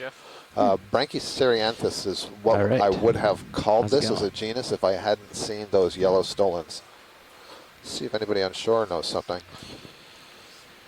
Yeah, the onshore team's still talking about this sponge, but we'll ask about the hydroids. Well, I see Steve Vaskevich suggested Corymorpha. Corymorpha is another genus of these large solitary hydroids. With another polychaete in the middle there. It's a little scale worm. Scale worm is the family Polynoidae. It's one of the types of polychaete worms. Polychaetes are extremely diverse. There's some 30 families or so of polychaetes known, with lots of diversity within the families. Yeah, so very cool. Very cool. And again, you'll notice the excitement amongst the team and also in the chat room. Here too, thanks. You are exploring this area with us for the first time. IPAC would suggest you guys are turned around, is that right? We're excited to find this pinnacle feature with all of these corals and I sponges. want to make sure I wasn't going insane. Yeah, it's a little confusing, but yes. Okay. You're not... Here at a depth turn now of back around before we start moving again, 2,145 right? meters. Okay, we haven't been going like this. Okay, good. Anything else we want to see here, watch lead? It looks pretty good to me, Mackenzie. What do you think? I think these hydroids are often interconnected, and they can secrete an external covering, basically a series of tubes that form kind of like an exoskeleton around them. See what we're seeing. And I think that's what the yellow that we were seeing was. So the question was there still living tissue on the inside there connecting the different polyps or not? so. This kind of small-scale demonstration might allow us to talk about the source sink hypothesis of seamounts and whether seamounts are areas of high biodiversity that are then providing sinks for the surrounding communities. So I'm thinking on this case that maybe this pinnacle is an area where a lot of organisms are growing and then the larvae get distributed to the surrounding area. To get your turn out? Yep. All right, I'll hold here. Again, another very hard to study hypothesis.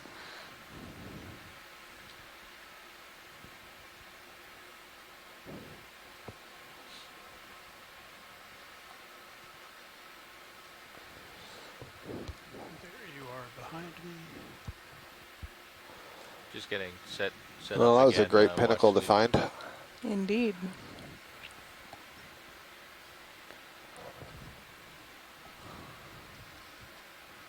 And I think at the beginning of the dive, we promised dramatic geological architecture and sponges and corals. So Yep. We have delivered. Just to let our scientists on shore know, we have just under an hour left of bottom time. We have made 3 collections today. We've collected 2 rocks and 1 black coral. And in fact, the black coral has a bonus sponge and a bonus rock with it. Nice. All right, so looking at Sirius, if you turn to your port, that should be uphill, upslope.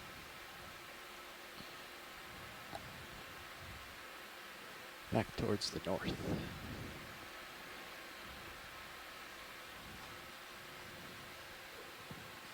So if you want to find where upslope is, Jeff, and then we can Yeah, if have you Jeff make a shot. turn a little bit to your right. Yeah. I think. I'm seeing it like northeast. Well, if you look at your, There you go. yeah, you're still like 20 degrees or 25 degrees off of it. I was going to say something in today about the scientists join us today in the chat room, and then I was going to say something about them joining on Well, let's do such this. and Let's such a do day, and I realized Yeah, I there had you no go. idea what day it was. 020 And that's or a good 035? indication sometimes of 025 life at is sea. We get very wrapped up in the 025. work that we're doing and the That's kinda what it looked like to sort of me, routine looking that we're at undergoing, but we don't necessarily know where we are Okay. in the week, only where we are in the expedition and how long it is before we're finished with our series of dives and are headed back to port. So my computer tells me it's Friday. But we knew right away we were on dive 5 here, Yes, exactly. 70 miles south of They've been Johnston doing Atoll. 40 meter moves Exactly. every time. That's the calendar we're Typically, using. Is that all right? with Another you one of guys? these You could free do aid more sponges if we're you going wanted over. to. I mean, yeah, 40 is fine. At this moment Bearing in the event log, 025. the event log is essentially 2/10 of a a knot. chat room that we use to connect the scientists who are in various institutions on shore. Thank you. Plus, you've heard us talk a couple of times about the ECCs, the Exploration Command Sound Centers. like they were Oh, what is caroling up there. that skeleton that's right in the foreground? It's hard to see, but we're passing it. Something dead. Just come on in, video. Jeez, hardly know it's there. And it's an old Chrysogorgia skeleton. Any polyps still alive? There are a few Yep. polyps still alive. Huh, how about that? I wonder if that's the Metallogorgia I'm looking for. What would give you an indication that it's Metallogorgia? All of the remaining, well, that's weird. Oh, I see it. No, never mind. Yeah. Basically, it would be like a blossom of branches up at the top of a stalk. I think of a dandelion, the way a dandelion grows. And then a relatively straight stalk. It wouldn't be a zigzag, this, the earlier Chrysogorgia that we saw. Otherwise, it is in the family Chrysogorgiidae. It has the polyps just like we saw, very thin branches. Another of the smaller Caulophacus type sponges. So you see as it's flattened out some here, the excitement of all the different sessile organisms clustered together has dramatically changed. So it's a different way of sort of supporting that hypothesis that the change in topography, the dramatic peaks, is important for sessile suspension feeders.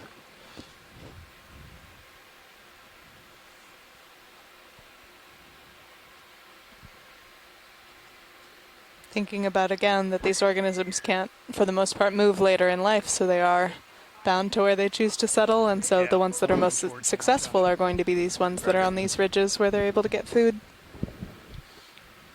You need a reliable current for the long term.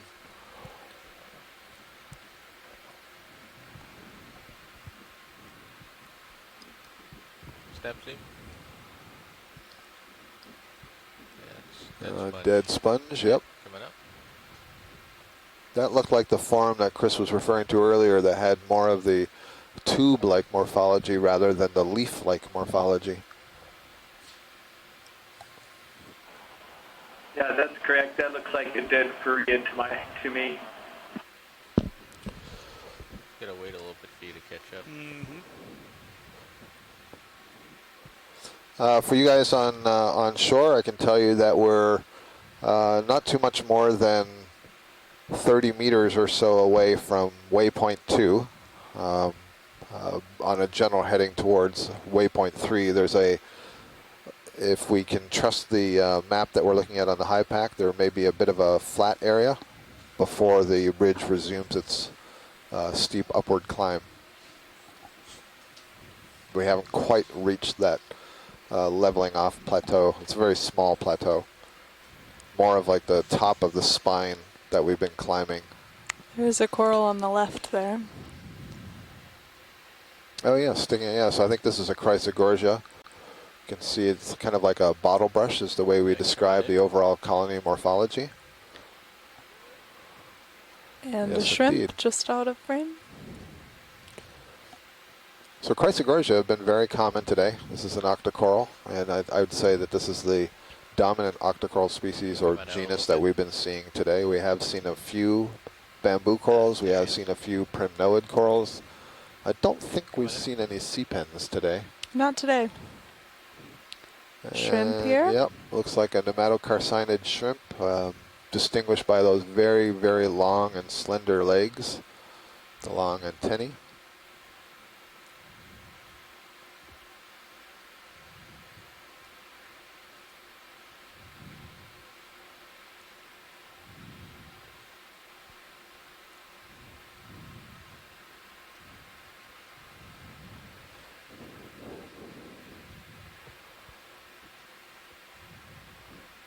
So these shrimp are members of the larger grouping called Decapoda, and the name Decapoda refers to the fact that they have 5 pairs of legs on the thorax, which is the part of the body just behind the head and behind and before the abdomen, which is the tail-like structure.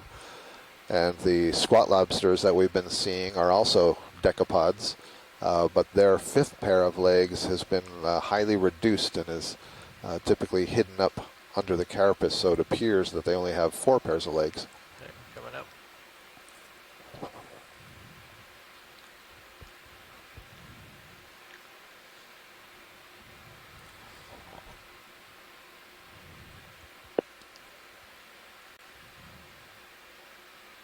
Oh, here we go. Didn't I say earlier I wanted to see an Iridogorgia? Thank you very much. How spectacular is this? So this is also in the family Chrysogorgiidae, but you can see that this genus of Co-pilot nav. octocoral, which is Few meters left in Iridogorgia, this, has a maybe main 5 or stem 10. that grows in this This direction seems spiral still or good to you, but keep coil-like 'em fashion. And then the branches that arise from the coral are unbranched. And then the polyps are arising from 0.015. Sounds good. Okay. those branches that are themselves unbranched. Now, I should say that we have discovered that there are some Iridogorgia corals that do have little side branches. I don't think they have been described yet as a species, but some have been seen. And earlier today, we saw a coral that I described as what we were calling Plurigorgia from leg 2, but then when we looked at it in the lab, we said, in fact, it might be a form of branching Iridogorgia. So this is what I was referring to. Let me know. I've got another And one these lined always up. get a good gasp. I mean, they're so beautiful, so graceful looking. We're going to do really another 40 meters spiral bearing shape. 0.15. They can be really at tall. 2/10 I'm not sure of the height of this one. I'm going to guess it's at least 1.5 meters, if not more tall. Let's see. We will stay and look at this. But We're we right now continue to ship hovering to. about 4 meters above the bottom, although that's a little unfair because it's a slope bottom. There we go. Get a side view. Yeah. I'm trying to see it in the Sirius view, and I can't quite see it. Come on out. It's tall, but where I was leading to is there's a paper by Les Watling on the, and I apologize, it may have some co-authors, and they're not coming to me right now, I'll check, but on the world's tallest known deep sea coral, and it was one of these Iridogorgia that was measured at more than 15 feet tall. To look at you. Coming up. Beautiful. Very nice. You still have time. But okay, I'm swinging my head back to the right. I believe that may be the first Iridogorgia of the leg. I think so, and we are checking things off the wish list today. That's right. All right, then I want to see an Isidella. Working on it. And a giant squid. The crinoid hovering in the water column. I did not even see it. I Yeah. went right by it. Coming in. Against that speckled sediment. Yeah, and they have such hard to see delicate these. branches and polyps. So the younger stages of Metallogorgia, I guess that's one on the wish list, are also often very hard to see because they just have very, very short branches coming off the main stalk until they get to this height where then they put out the cluster. So this is a different crinoid, I think, than the ones that we were seeing earlier. Could be. All right, come on in, video. Oh, thanks. Steve Oskevich, I couldn't find the paper. He's just put in the chat room that Sonia Rowley was another author with Les Watling on the giant Iridogorgia. Thank you. So this is indeed Chrysogorgia, and I think this is like the ones we were seeing earlier in the dive where I said it appeared to have dropped its lower branches. And I really should check my database to see if I can get a name of the one that's in the Atlantic that does that. Thank you, pilot.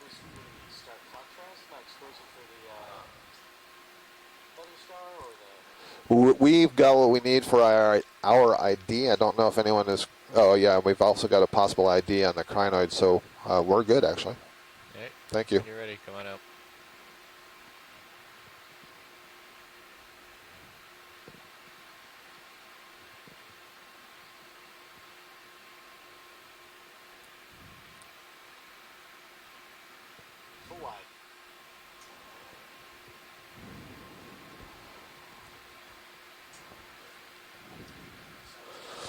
Good eye, Sir Mackenzie.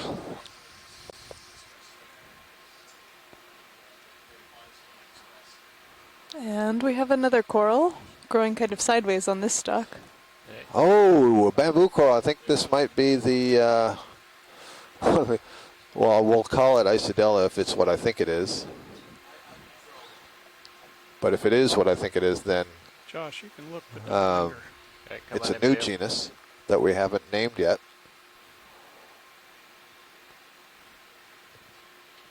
With no furoid, brittle star. Just trying to sort of peek at the plane to make sure that this thing has nodes, because it's starting to look again like a primnoid. It is. Huh, this is a freaky thing. So this is a primnoid. If we could get a view right to the right of the orange brittle star, there's something very strange going on the branch with a series of polyps there. So we'll start.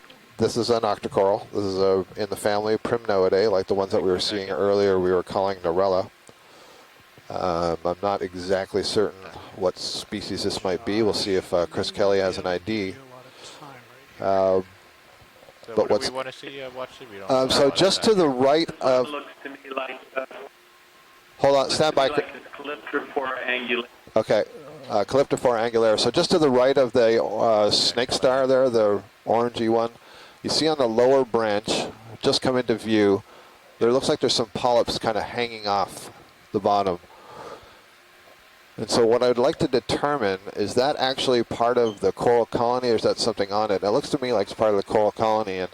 And Steve Cairns, who's one of the world's leading authorities on the primnoid, I had him look at some material that we had collected. I think it was from New Caledonia. And he described it almost as cancerous, and that if I had given him this piece of coral separate from the rest of the colony, he would have put them in separate genera. They were so different from each other, but it was all... I'm bringing that up only to say there's another Iridogorgia, I think, on the right side. Yeah. Mm-hmm. I bring that up only to say that just as with humans, these corals can suffer possibly various kinds of diseases and mutations that might alter their growth. So that was an interesting observation. So that was a primnoid. Chris suggested the genus Calyptrophora, and maybe the species Calyptrophora angularis. Here's a very tall, unbranched bamboo coral, much like the ones we were seeing much earlier on the dive. And earlier in the dive, we did measure one of those at 14 feet tall. And here's another lyre. If we can get a quick zoom of this as we go by. Yeah, we got time now. So he's using this word lyre, L-Y-R-E, like the instrument. Thank you. You thought I was reading in the event log? No, no.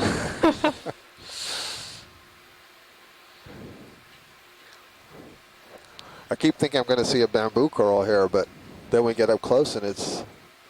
This one's got to be a bamboo. Come on, look at the color. But it's only half the lyre. Yes, all right. So this is an Isidella. Well done, Josh. He said he would find me one. So this is actually half of a sort of a candelabra shape, and that's what I thought we were going to be looking at the last one. And Oh, there's a jellyfish coming by. Oh no, that's a ctenophore. Ctenophore coming by the front. Just drifted by the bamboo coral. So this bamboo coral is currently classified in the genus Isidella, but will be described as a new genus.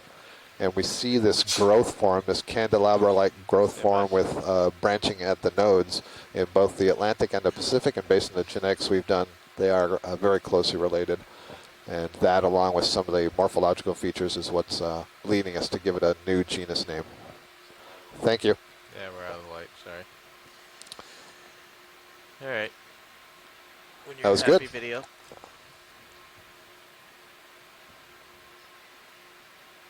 Oh, you can see there, look at the spines. They're lighting up as pink. They're actually white, but they're lighting up as pink, and they're protruding between the tentacles. Maybe this is a good, you can also see one of the dark nodes there. That's kind of protein. An opportune time to say that it's this species that we use to sequence the entire mitochondrial genome. So that was the first bamboo coral sequence for its mitochondrial genome, and then just recently full genome sequencing, not the complete genome, but all right, if you want to line up with the high again, Jeff, it might be a little bit north. Which tells me that the currents probably Maybe sweep even a little across more here west of that, at a huh? pretty good clip. Can't tell. We've come up now about 300 meters from where we started, now at 2,096 meters. Yeah, it looks like And coming across a much more encrusted 335 is sort of environment than the rubble that we started with. Lots of sponges in this flat 35 area. degrees. This might You guys be a ready? I'll call it primnoid in. octocoral right in the center. Sure. Okay. Kind of has the feel Bridge, of a ROV Norella. nav. Ready for another ship move? Yeah, I'm thinking Let's perhaps do this 40 is another meters. Norella dicotoma like we Bearing saw earlier. and 335 degrees. There at might be a 2/10 of a crab knot. right in the center. I see it's got a pretty bright red pink dot. Thank you, Bridge. As you were saying, not enough sediment to preclude the attachment of any of these sponges or corals. And yet it's not a crab. In fact, It's it's an a brittle star. ophiuroid. Yep, ophiuroid brittle star wrapped around two of the branches of this primnoid.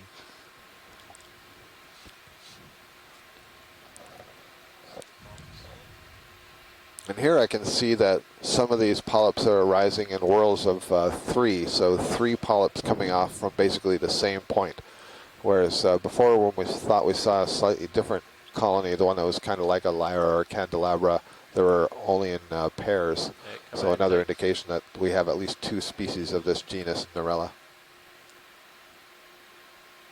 All right. Good stuff. Thank you. You're happy?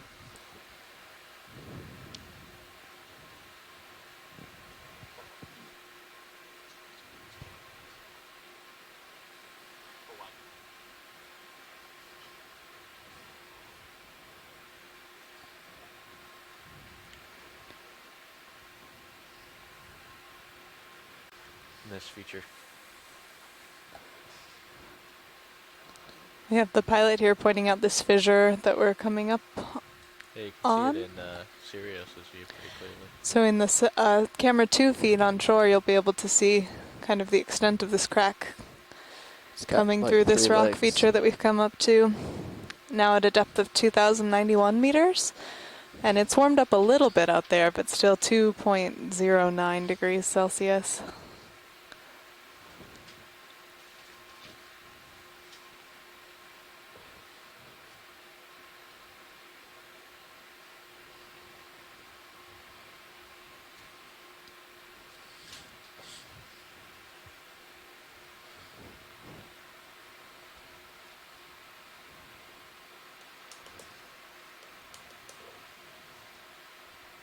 Seeing several of these dead Farreid sponges. And we were discussing earlier that we don't know at what point these would have died. Very little is known about the age and longevity of sponges.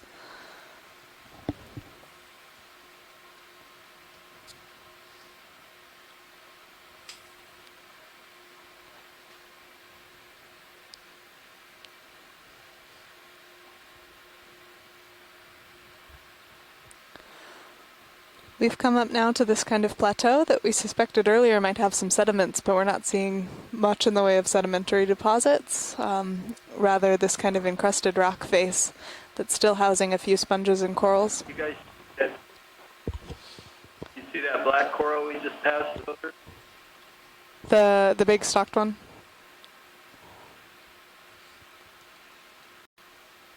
This guy? Let's zoom. Let's take a quick zoom here, video. Okay, yeah.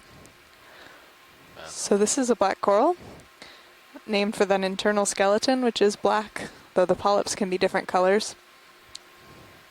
And Chris Kelly from the University of Hawaii is IDing this as an Antipitherian, possibly of the genus Trisopathes, and we have Scott here to tell us a little bit more. I just saw this in the dry lab. Yeah, I believe this is a Trisopathes. So I'm glad Chris got there. What are the little white things on it? Amphipods? No. Can we focus on the white guy in the I back? see like there's one in the foreground on the left that looks kind of, no, I'm not sure. They do look attached.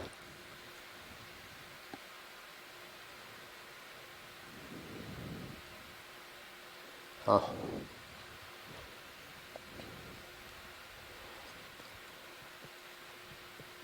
So a black coral, you heard the term Antipitherian just a moment ago. Pull out, please. Black corals. Oh, sorry. Can you look at the base there again? I apologize. Very quickly. Come on in, video. Right on the substrate. There's little white sticks at the base of the. Yeah, just long enough that we can get a screen grab of that. Cool. Thank you. Okay, come on out. So Antipithera is an order, the order Antipithera. It's an order within the Hexacoralia, which is a subclass. Hexacoralia refers to tentacles and mesenteries. That's a subdivision of the digestive area into multiples of 6. And they're all members of the class Anthozoa. Anthozoa are the flower animals, and the other subclass of Anthozoa are the octocorals, and we've been seeing lots of octocorals today. And partly the reason I tell you that is to note that the black corals are actually very distantly related to the octocorals. So while in general they look sort of similar in that they have a skeleton, they look kind of like a plant, so to speak, they're actually evolutionarily quite different. And in the future there will be a blog on the website regarding the relationship of these different corals to each other. It's a very interesting spot for this coral to grow. I think this is another one of the primnoids that we were looking at earlier, and what's happened here is that the larva has settled on the inside of this channel, has begun to grow, and then in response to where the current action is, the whole colony has oriented itself about 5 meters upwards left in this. from the Do you wanna original keep it coming? position of growth. So it starts to grow laterally and then turns and grows upwards, so that it's coming out of that channel. Bridge nav. So that's probably, again, Narella dichotoma, or at least some Like to species of the tack on an genus additional Narella. 40 And meters that's to an that last octocoral. move. So that 40 meters, 335 at 2/10. It's been pretty slim pickings for the fish, Mackenzie. But the one that we saw was a good one, so if you're going for quality. Quality, that's good. All right, I like the attitude. Oh, there's a holothurian, purple holothurian behind the sponge. I think that's probably like the one that we imaged earlier. Right, come on out, video. Suggested might be Synalactidae. And the furriid sponge. You can see in the Sirius view that we're on a series of big slabs that have these, I'm not sure if they're erosion channels or collapsed dikes from perhaps the lava was flowing and cooled. Way out of my league now as I talk about this.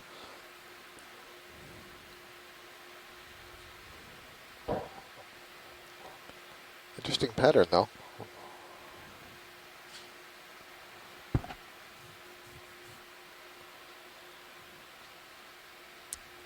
There's something on the rock to the left in the bottom.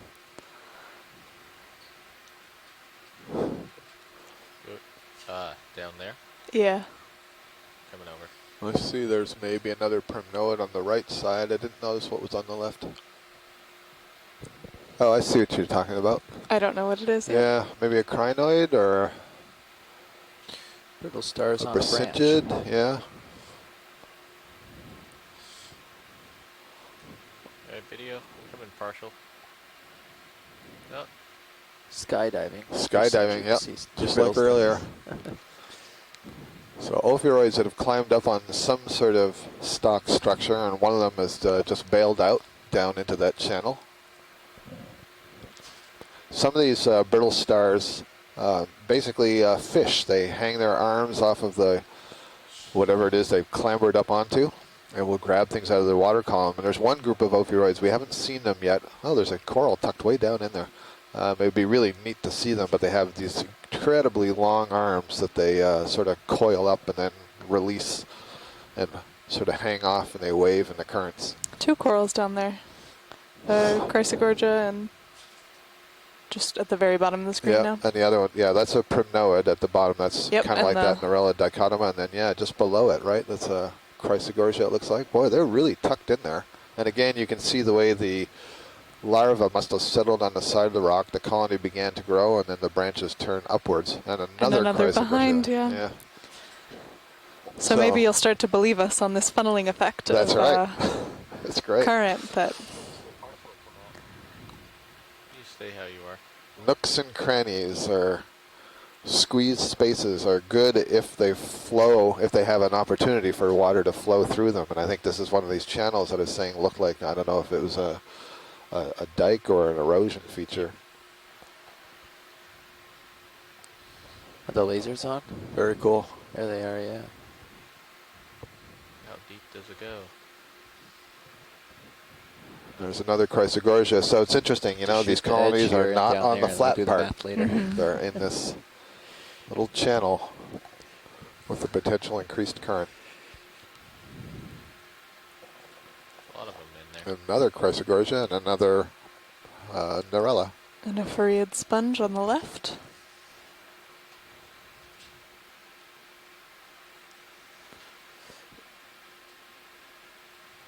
How about that?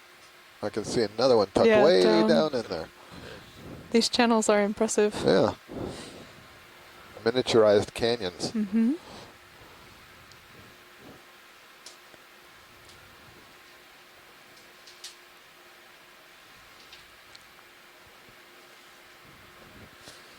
So you're probably pretty close to or on a peak. So it'll be a little bit of downhill before we hit the next. Okay, coming out. Next real climb. Yeah.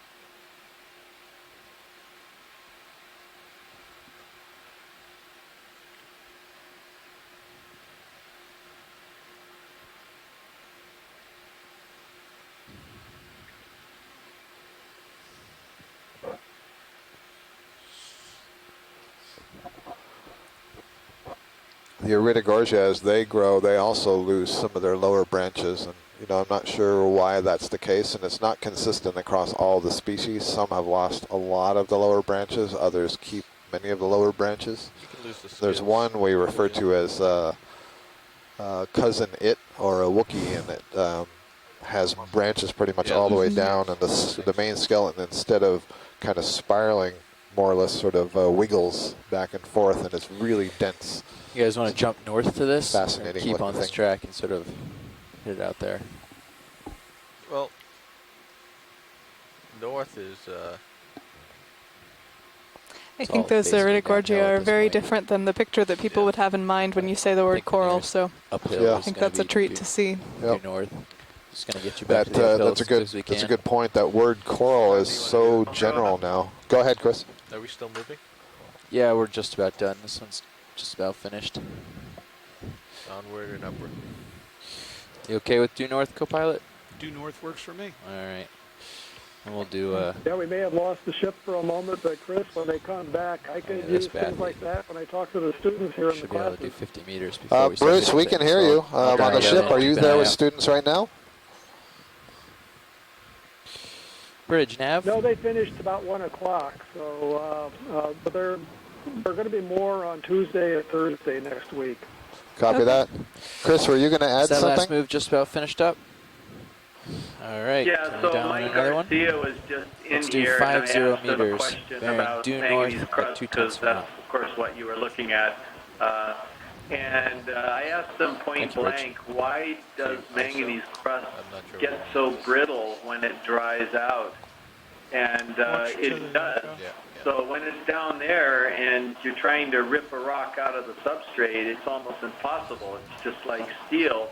But when you actually bring it up and you let it dry out, it's so brittle that it just comes apart, even if you pick it up oftentimes. And he said it's just a shrinkage problem, that when it's it actually hydrates, and then when it loses its water, it loses volume, it shrinks and becomes extremely brittle. Oh, oh, that's cool.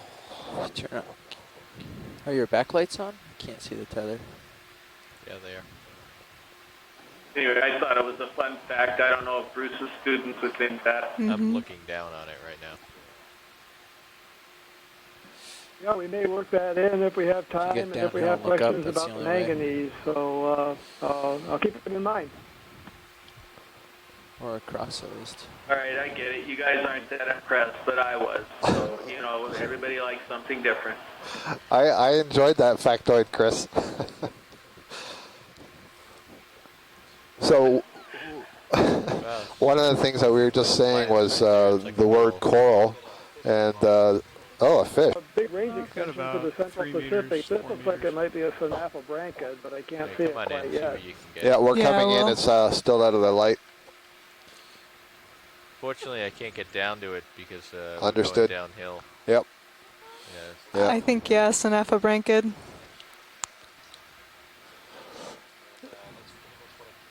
Okay. That's good.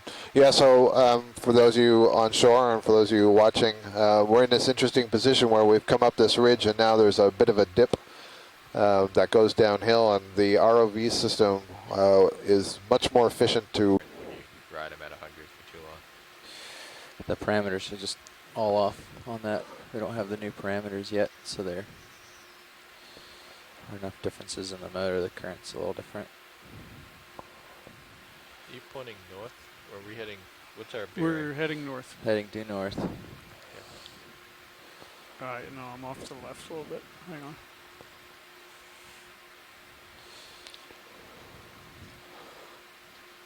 So we went over a little, we climbed this ridge, which we've been climbing all day, and then we got to some of the dramatic pinnacles, and then we went on to a bit of a flat spot that was bisected by some troughs, either erosion channels or collapsed dikes, and got to a high point there, and then I've had to come down a little off the mound, so that's why the picture was quite dark.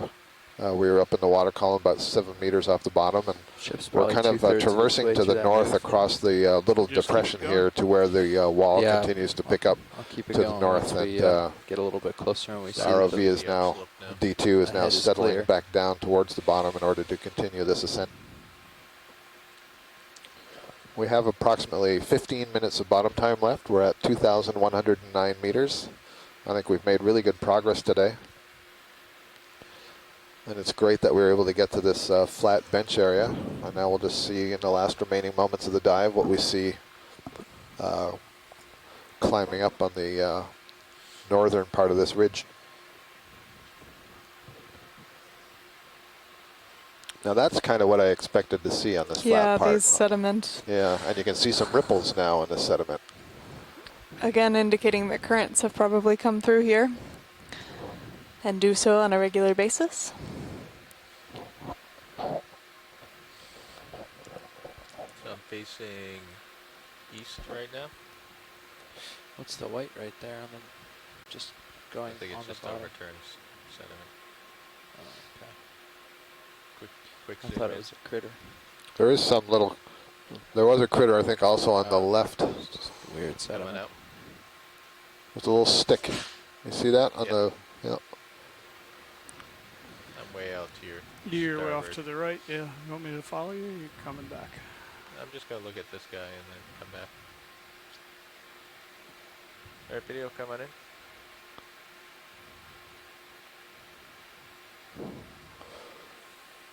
former sponge. Not much left of it.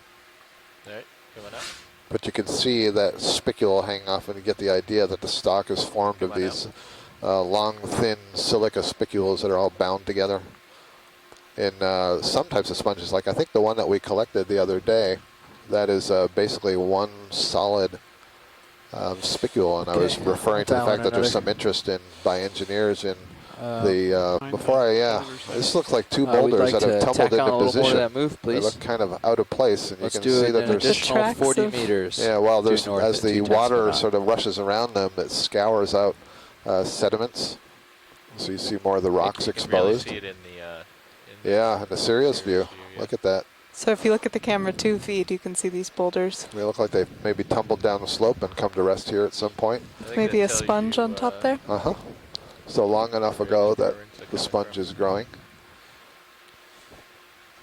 And also that you don't see any tracks. It's not like this fell down last year. That would And maybe we can also look at this on the left westerly that's current. sort of encrusted Underneath? on the rock. I Oh yeah, see. that too. That might be There's a lot on this Christ rock. erosion, yeah. And I see a sea star on the right rock.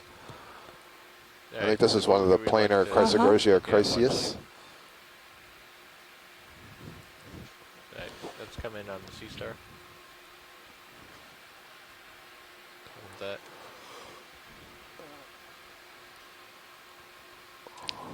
We have Astrid Leitner at the University of Hawaii commenting in that this is a very different habitat than where we started, and she's right. We had this kind of rocky rubble field and are now coming up on something different. Missing an arm, the Ophiuroid. Yeah, so I said it was an asteroid. This is actually an Ophiuroid.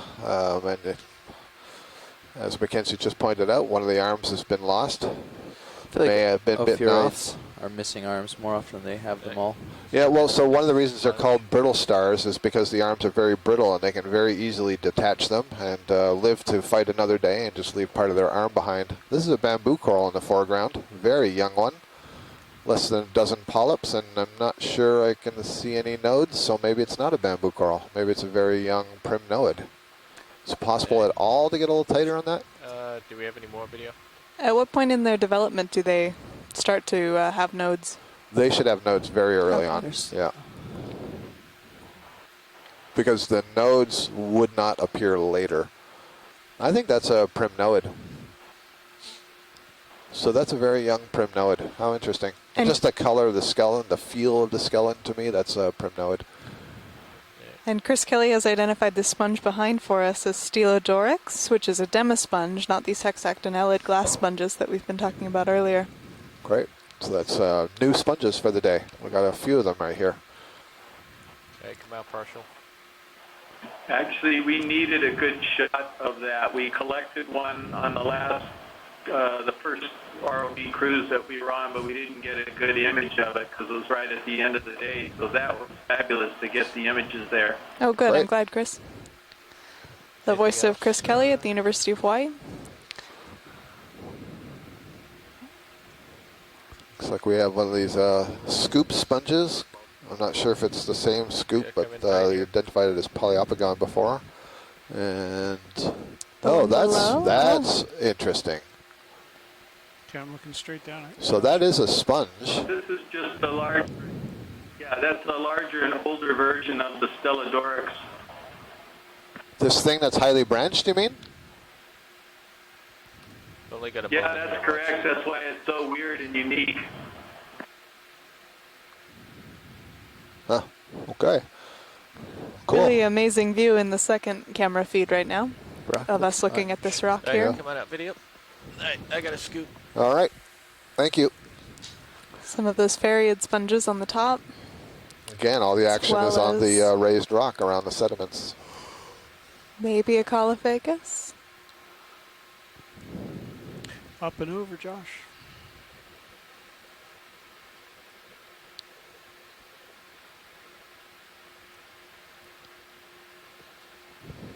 I'm looking backward. Strategy of the filter feeder, pushing water through.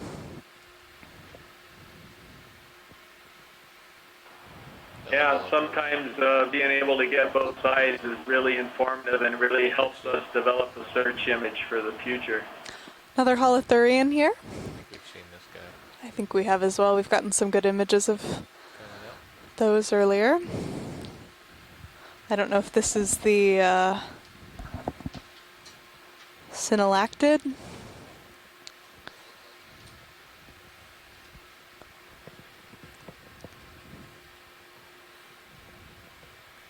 What's our off bottom then, 115. Okay, Yeah, in a few minutes I'll start to put your swing arms away. copy. Well, yeah, 115. Much more you should current start flow putting the over swing this arms away area and we're think about seeing by the setting up ripples in the really sediment. off bottom at 120. Oh, okay. So, Thank you. yep. Now at a depth of 2,100 meters exactly and 2 degrees centigrade out there.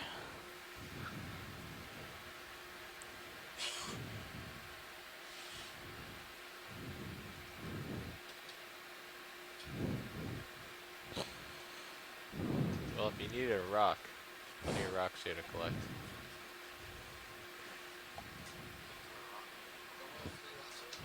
We do have 3 rocks. Yeah, no more rocks. Listed as a coral on one, then There we go. you'd probably get some support for Unless that. Then we could get a bonus rock. Yep. No, we have a fish right here. Okay, get the We fish. do indeed. A few fish. Alright, come on in on this little guy. Are these fish we're seeing now? They are, Bruce. So that was a little... There he is. I think this is a little macrurid. Yeah. Bruce, I'll let you talk about this if you're on the line. Could be the fish.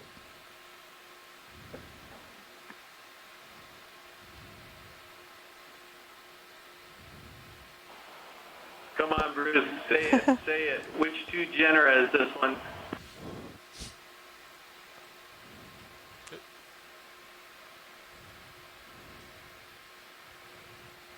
Do we also have Astrid in the ECC there? If you got any more, go ahead.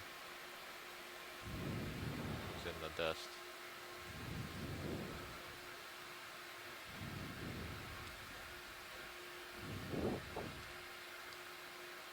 Yeah, it's moving around a lot. Yeah, these are small and a little bit faster, and we were kind of waiting for Bruce here to chime in on this guy. He doesn't want to go Trachonurus / Malacocephalus again, I think. I was just going to say Trachonurus, but to- Yep. yeah. I don't know if we've lost the other fish that swam over to the right. It looked more eel-like. Serious at all, Jeff? No, not right now. Looking. I think there's a There's a sea pen, I think, right in the center. Keep an eye out for him in Sirius. Alright, come on in on the sea pen. Our first sea pen of the day. All right, yeah. Good stuff. This is not one I recognize from the other day. Do you have any more? Go ahead. Yeah. Yeah.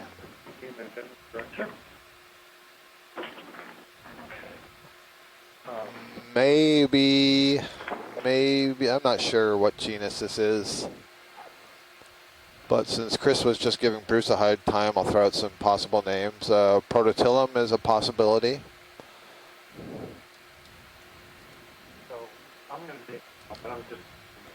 Somebody still has their microphone on shore, maybe Chris? Alright, let's let Thank this you. go.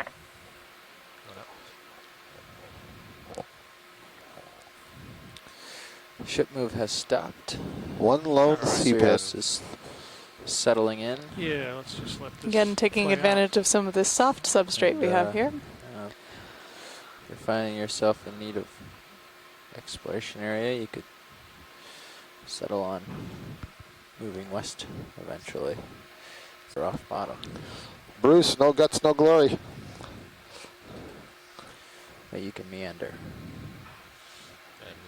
I'm on the hunt for a fish. Okay. I'm still going to drift Some north, of the so you can characters still are go. things like the number of branchiostical rays, the bony stays on the inside of the gill Don't cover, run off or the west yet. presence or absence of a light organ off on things the center of the belly, fine spines on the edge of the dorsal fin spine, and some of those things are things that are difficult to see from a distant view of the side of the fish. Absolutely, and I'm glad you said that because it reveals that the identification of all the stuff that we're seeing is really complex. And, you know, some of us have expertise in different areas, and so we get used to seeing these things and can make an estimated ID, but actually to know what you're seeing. Oftentimes you do have to get into the mouth and count the teeth. Yep, requires the detail. Thank you, Bruce. So, Bruce, do you think it's the same little McCrurd that we saw up in the northwest Hawaiian Islands and perhaps in the main Hawaiian Islands when we were on the geologist seamounts, or do you think it's different than that little guy? I think it's probably, now at Johnson Atoll, the fish fauna in the shallow water is very similar to that of the Hawaiian Islands. There are a few species that occur in shallow waters at Johnston that are Indo-Pacific species that do not occur in Hawaii. So it's likely that it's similar, it's the same thing as what we saw in Hawaii, but there's a faint chance that it's Chrysogorgia and a primnoid. So we're getting a close-up of another primnoid colony. And this is one like we saw earlier that all the branches seem to be arising from a common point very close to the base. And then on its left was a Chrysogorgia of some kind. And there's a little crinoid on the back side of this primnoid.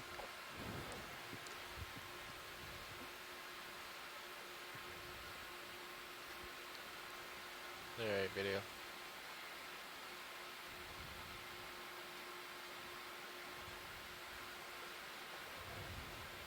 And there's also a whip on the lower side, and I'm guessing that's a primnoid whip, so that would likely be Candidella. Yes, indeed. Candidella primnoid. Yeah, so one of the start things, snowing so those again, swing arms. primnoid is the name for a family. And, start There's sailing plenty west. of variation within these families and even within the genera, and there are various small characteristics that have to be looked at to identify the species. I could see just tucked around the corner there were a few more corals growing off, and gets back to the theme that Mackenzie and I have touched on several times about where is the current the best, and it seems to be on these faces and high points rather than on the flat points. So these corals all seem to be growing on the sides of this rock rather than on the top of the rock. That's also, of course, where there is the least sediment accumulation. So what's going on down here? That looks like a little bamboo crinoid coral. on top of a stalk there. There's a crinoid. That's a bamboo coral, and above it was a bamboo coral. So it's either two separate whips or one branch. It does look like it's two separate whips. Very sparse polyps on this one. This is, I think, maybe different from the larger ones that we were seeing earlier. Oh, it does have one branch, doesn't it? Is that one branch? Can we focus on the background, please? Video. Thank you. That does look like a branch to me. All right. So it's some kind of keratoisis-like, very long internodes. And then in the foreground, this must be a Chrysogorgia. Yep. A little Chrysogorgia octocoral. This looks like the Chrysogorgia chryseus that we have noted several times today. Thank you. Hey, come out partial. Kicking up a lot of sediment here. All right. We're currently at a depth of 2,088 meters, and we've come up today from a long ways down from a depth of about 2,436 meters. So we've made good tracks today. I think, Scott, you were mentioning. Yeah.